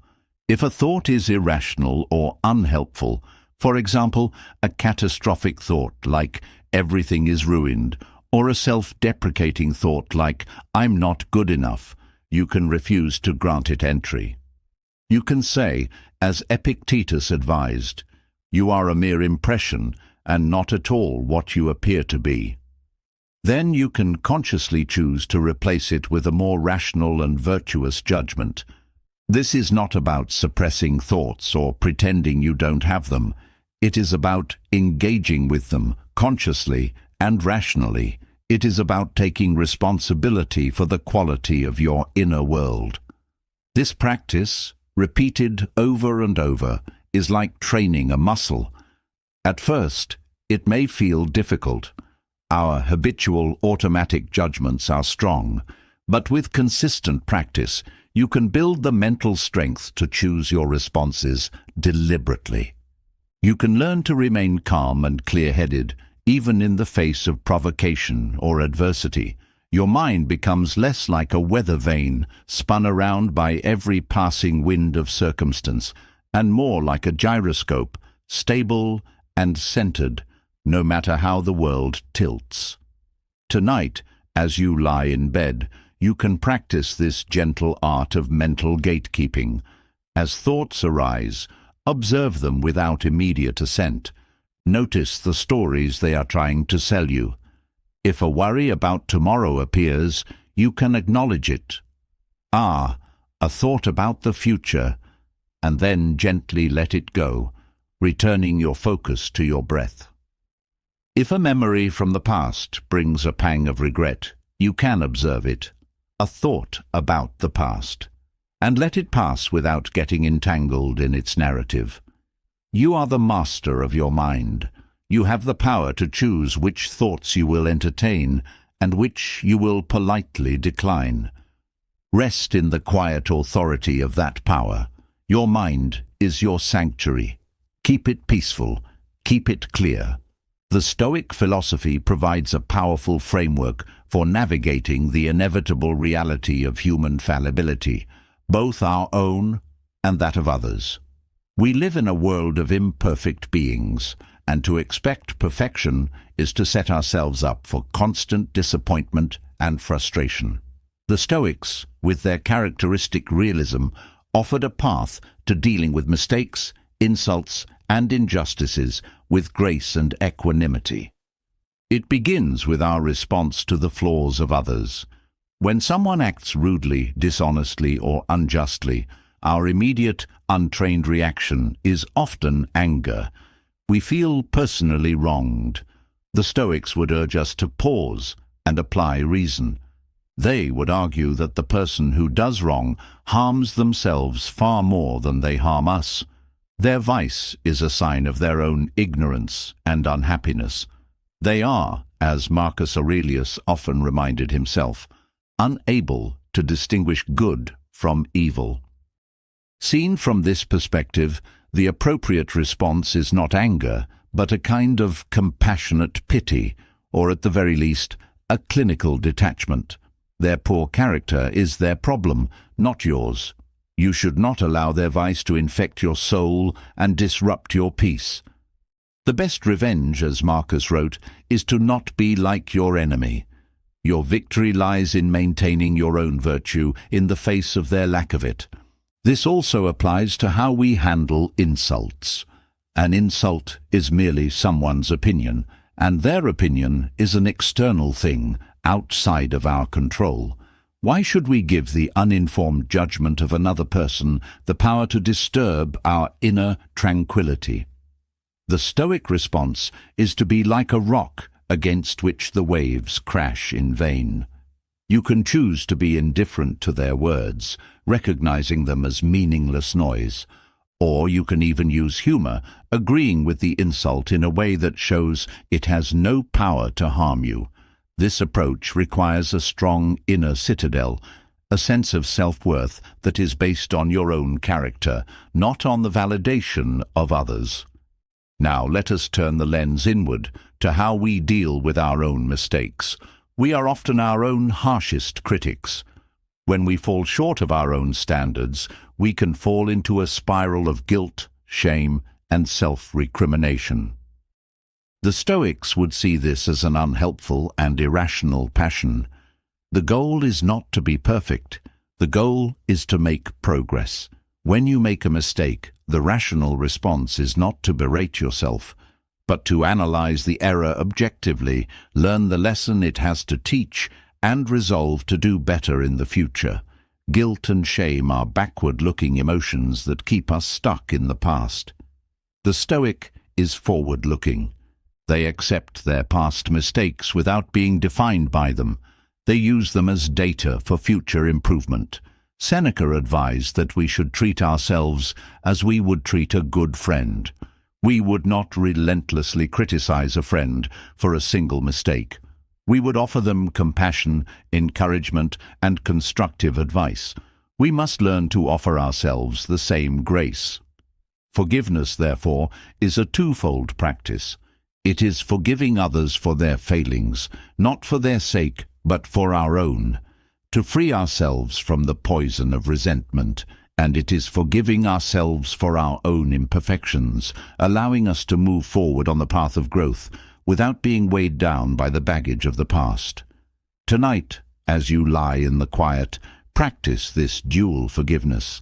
Let go of any grudges you are holding against others. Release them from the prison of your judgment, and let go of any harsh criticism you are holding against yourself. Accept your own humanity with all its beautiful fallibility. You are learning. You are growing. That is all that can be asked of any of us. Rest now in the profound peace of a heart that is free from blame and full of grace. The Stoics taught that the universe is governed by an all-pervading reason, the Logos, and that our purpose as human beings is to live in accordance with this universal nature. A key part of our nature is our innate sociability. We are not designed to be solitary creatures. We are designed to live in communities, to cooperate, and to support one another. Therefore, our relationships and our role in the community are not peripheral concerns. They are central to a well-lived life. This understanding gives rise to the Stoic concept of oikeiosis, which can be translated as a sense of belonging or affinity. This sense begins with ourselves and expands outward in concentric circles, to our immediate family, our friends, our local community, our country, and ultimately to the entire human race, the cosmopolis or cosmic city. We are all fellow citizens of the universe. This perspective has profound ethical implications. If we are all part of one body, then the well-being of each part is connected to the well-being of the whole. Harming another person is like the left hand harming the right. It is irrational and unnatural. The primary social virtue for a Stoic is therefore justice, which encompasses fairness, kindness, honesty, and a commitment to the common good. Our interactions with others become a primary training ground for our character. Every day, we are presented with opportunities to be patient, to be compassionate, to be helpful, to be just. This does not mean that we should be naive or allow ourselves to be exploited. The Stoics were clear-eyed realists. They knew that many people act out of ignorance and vice. Our duty is to act virtuously ourselves, regardless of how others behave. We cannot control their actions, but we can control our own. We can choose to respond to rudeness with calm, to dishonesty with integrity, to selfishness with generosity. In doing so, we not only protect our own inner peace, but also act as a positive force in the world, a small beacon of reason in the darkness of human folly. The role of friendship was particularly important to the Stoics. They distinguished between friendships of utility or pleasure and true friendships of virtue. A true friend, as Seneca described, is a second self, someone with whom you can share your deepest thoughts, who holds you accountable to your own highest standards, and who travels with you on the path to wisdom. These relationships are rare and precious, and they are built on a foundation of mutual respect and shared values. To have such a friend, one must first strive to be such a friend. In our broader community, our duty is to be a good citizen. This means more than just obeying laws. It means actively contributing to the welfare of our society according to our abilities. For an emperor like Marcus Aurelius, this meant governing with justice and wisdom. For a teacher like Epictetus, it meant sharing his philosophical insights. For each of us, it means finding our own way to serve the common good, whether through our work, our volunteer activities, or our simple, daily acts of kindness.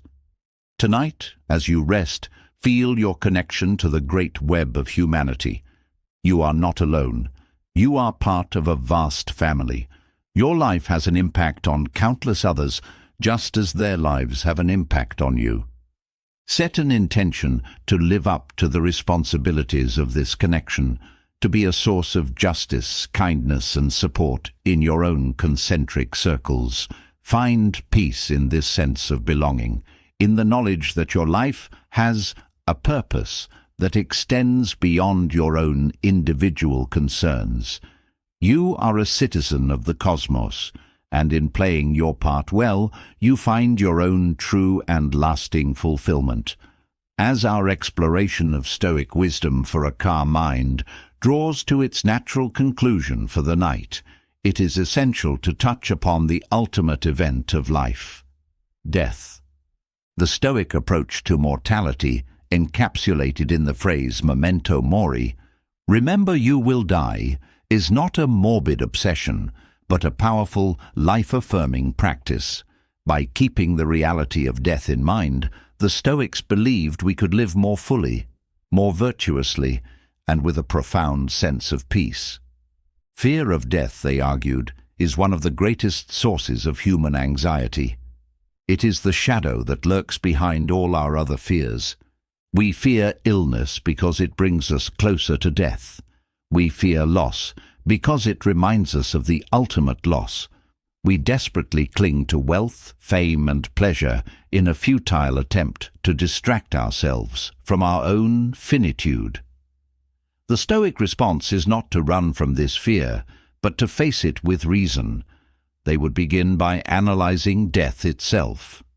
What is it? It is the cessation of consciousness, the dissolution of the body. It is a natural process, the inevitable conclusion to every life. It is not an evil, for it cannot harm our character. It is, in the Stoic categorization, an indifferent.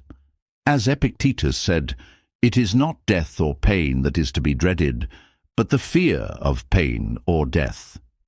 The suffering comes from our judgment that death is a terrible thing. The practice of memento mori works to dismantle this judgment. By regularly and calmly contemplating our own mortality, we desensitize ourselves to the fear. It is a form of cognitive exposure. What was once a terrifying, unthinkable concept becomes a familiar, accepted reality. This acceptance is incredibly liberating. When you are no longer afraid of death, you are no longer afraid of life. You are free to take risks, to speak the truth, to live authentically, without being held back by the fear of what you might lose. Remembering death is also a powerful tool for cultivating gratitude and presence. When you are acutely aware that your time is limited, every moment becomes infinitely precious. You are less likely to waste your days on trivialities, on petty squabbles, on mindless distractions. You are more likely to focus on what truly matters: your relationships, your personal growth, your contribution to the world. You savor the simple beauties of existence: a sunrise, a conversation with a friend, the feeling of your own breath, because you know they will not last forever. This practice also provides the ultimate perspective. The view from above shows us our smallness in the cosmos, and memento mori shows us our smallness in time. In the face of our inevitable end, our daily anxieties and ego-driven dramas are revealed in their true, insignificant proportions. Is this argument really worth the precious, unrepeatable moments of my life? This question, asked honestly, can bring an instant sense of clarity and peace. Tonight, you can practice a gentle memento mori. As you lie in the stillness, acknowledge the simple, natural fact of your own mortality. This is not to create fear, but to awaken a sense of profound appreciation for the life you have right now. Be grateful for this day that has passed. Be grateful for this breath that you are breathing, and set an intention to live the day that comes tomorrow with the awareness, the purpose, and the joy of someone who knows that their time is a precious and finite gift. The secret to a good life is not to live forever, but to live well. By remembering death, you learn how to truly live. Rest now in the deep and peaceful wisdom of this ultimate truth. You have journeyed through the core principles of Stoicism, gathering the wisdom needed to cultivate a mind that is not only calm, but also strong, not only peaceful, but also resilient. You have learned that your power lies not in controlling the world, but in mastering yourself. You have discovered that true wealth is not in what you have, but in who you are. As you prepare to let sleep embrace you, understand that this is more than the end of a nightly lesson. It is the beginning of a daily practice. The Stoic path is not a destination you arrive at, but a road you walk, step by intentional step. The seeds of tranquility have been planted in the fertile ground of your mind. Now you must tend to them. Nurture them with your daily choices, with your moments of reflection, and with your commitment to living a life of virtue. Awaken tomorrow, not with the burden of expectation, but with the quiet joy of a fresh opportunity, an opportunity to be patient, to be courageous, to be kind, to be wise. Greet the challenges of the day not as obstacles, but as the very curriculum your soul needs to grow. See every interaction as a chance to practice justice and compassion, and at the end of the day, return to this place of quiet reflection, ready to learn, to let go, and to rest deeply once more. The peace you seek is not in a distant future or a different set of circumstances. It is here, now, within you, waiting to be cultivated. You are the gardener of your own soul. You are the architect of your inner citadel. You hold the power to live a life of profound meaning and unshakable peace. Rest well, philosopher. Your journey has just begun. Imagine yourself as an ancient tree, your roots delving deep into the earth, drawing strength and stability from the very ground of your being. Your branches reach for the sky, flexible and responsive, dancing with the wind but never breaking. Storms may come, seasons may change, but your core remains steadfast, tranquil, alive. This is the image of the Stoic mind, a mind that is both grounded and adaptable, strong and serene. Tonight you are invited once more to nurture this inner tree, to deepen your roots in the soil of timeless wisdom. The world outside may be a whirlwind of noise, demand, and uncertainty, but here, in this quiet space, you can reconnect with the unshakable center within you. The teachings of the great Stoics are not abstract theories. They are practical, living truths that have guided souls through the most turbulent times in history. They are a compass for the heart and a fortress for the mind. As you settle into your rest, let go of the day's struggles and triumphs. They are but passing clouds. Your task now is to return to the clear, open sky of your own awareness. Breathe deeply, and with each exhalation, release the grip of your thoughts. Allow your mind to become spacious and receptive. The journey we embark on tonight is one of profound self-discovery and empowerment. Let the ancient words be a gentle rain, nourishing the roots of your own inner strength, so that you may grow ever taller, ever stronger, and ever more at peace. A central practice for the Stoic is the art of self-possession, of owning one's own mind. In a world that constantly vies for our attention, our energy, and our emotional response, the ability to remain centered and self-directed is a superpower. The Stoics understood that our inner state is our most valuable asset, and they developed powerful techniques to protect it. This begins with the practice of prosoj, or mindfulness. It is the continuous, vigilant attention to one's own thoughts, judgments, and actions. It is a state of being awake and present in your own life. The unattentive mind, the Stoics argued, is a mind that is easily hijacked. It is carried away by every passing emotion, every external provocation, every societal pressure. The person who lacks self-possession is like a ship without a captain, adrift on a chaotic sea. The person who practices prosoj is the calm, steady captain, holding the rudder firmly, navigating with purpose and clarity. This practice of attention is not a tense, anxious hypervigilance. It is a relaxed, open awareness. It is the ability to observe your inner world without getting entangled in it. When a thought of anger arises, the mindful Stoic notices it.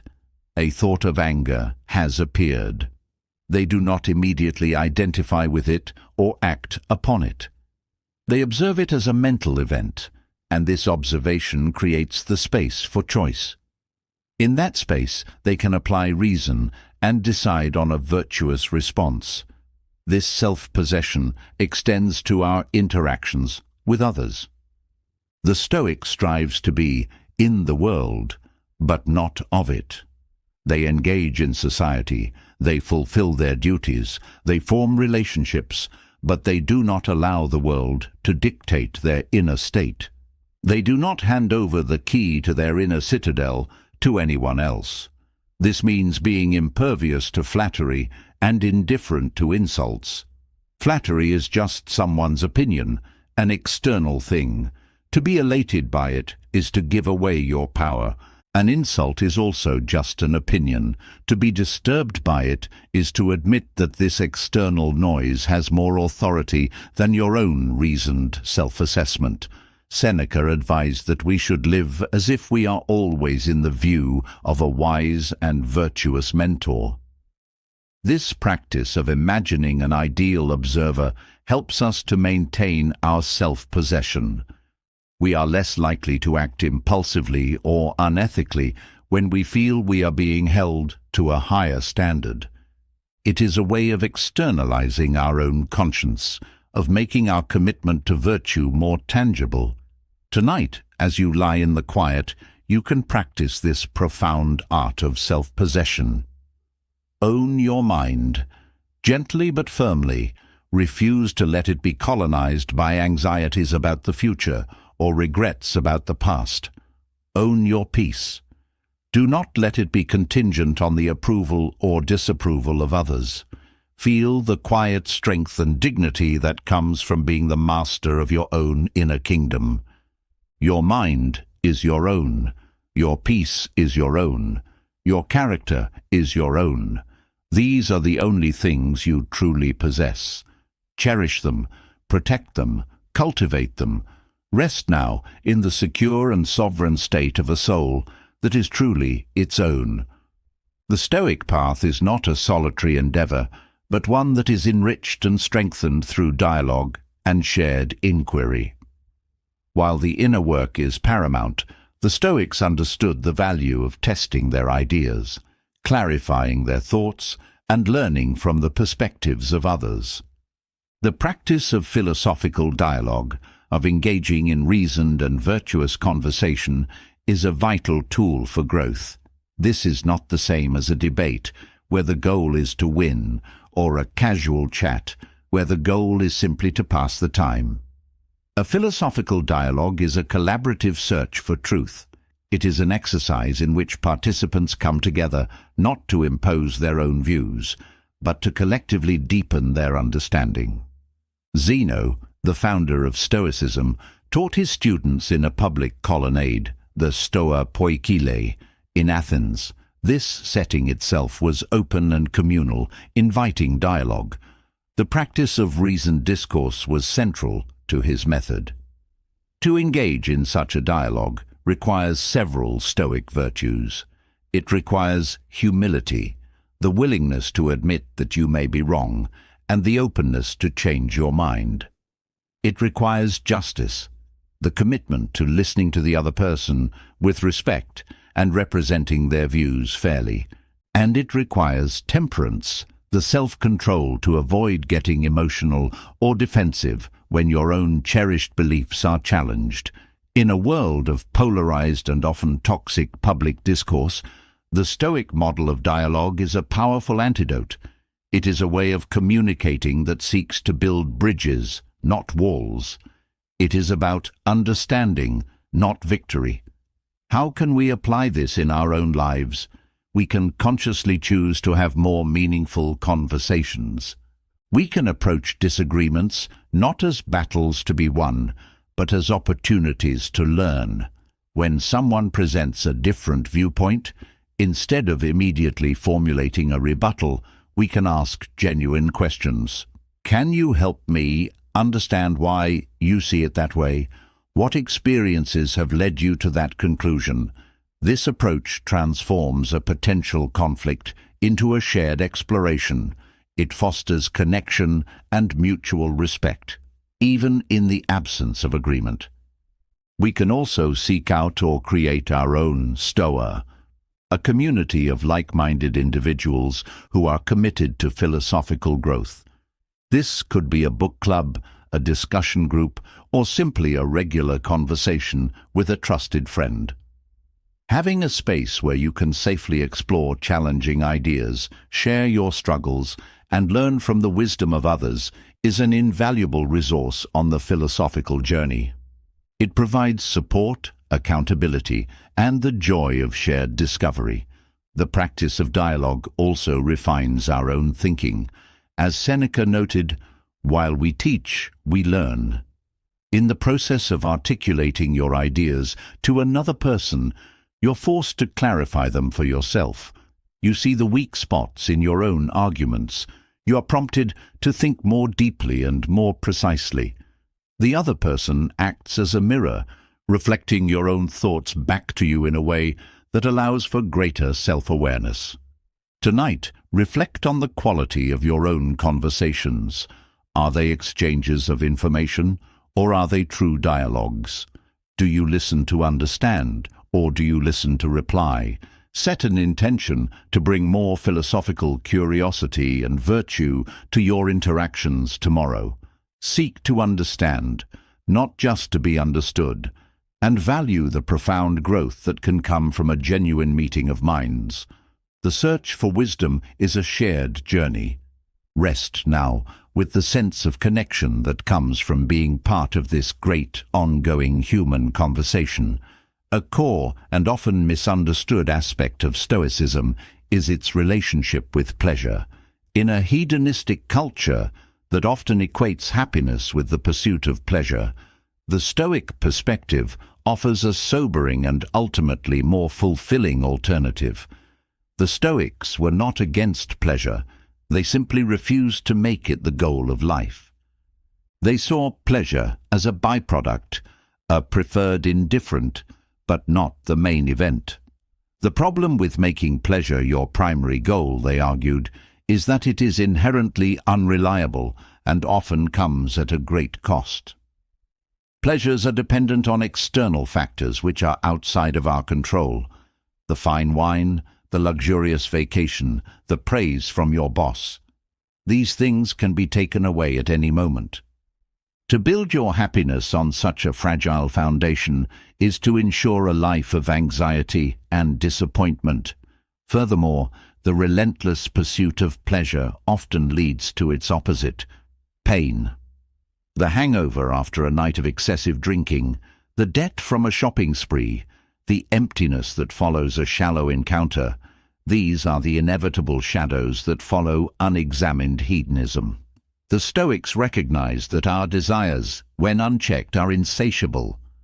The more we get, the more we want. This is the hedonic treadmill, a state of perpetual dissatisfaction.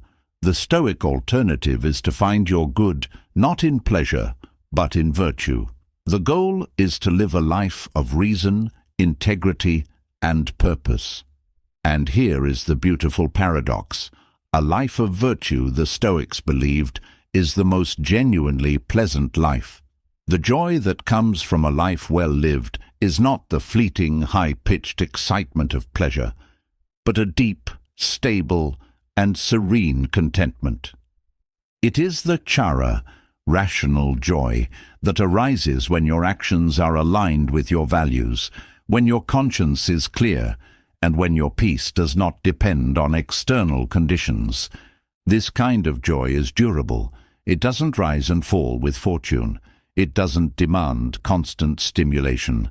It lives quietly in the background of a well-ordered life. It is the soft glow that remains after the embers of passion have cooled, the quiet satisfaction of a soul at home with itself. To reach this state, the Stoic trains their desires. They learn to desire what is within their control, virtue, wisdom, integrity, and to let go of attachments to what is not. They still enjoy pleasures when they come, but they are not disturbed when those pleasures fade. They do not cling, they do not crave, and therefore they are never enslaved. Seneca wrote, "It is not the man who has too little, but the man who craves more that is poor. By reducing your desires, you increase your wealth. By mastering your appetites, you become truly free." Tonight, as you prepare to rest, examine your desires with clarity and compassion. What pleasures are you chasing that do not truly serve you? What inner peace are you postponing for the sake of an external reward? Can you find joy right now in the simple act of breathing, in the quiet of your room, in the knowledge that you are alive and free to choose your path? Let go of the noise, let go of the craving, let yourself fall gently into a deeper, truer joy, a joy that does not burn out, a joy that no one can take from you. Sleep now with the serene heart of someone who knows what is truly good and who is content to let the rest come and go with the tides. You are calm, you are whole, you are free.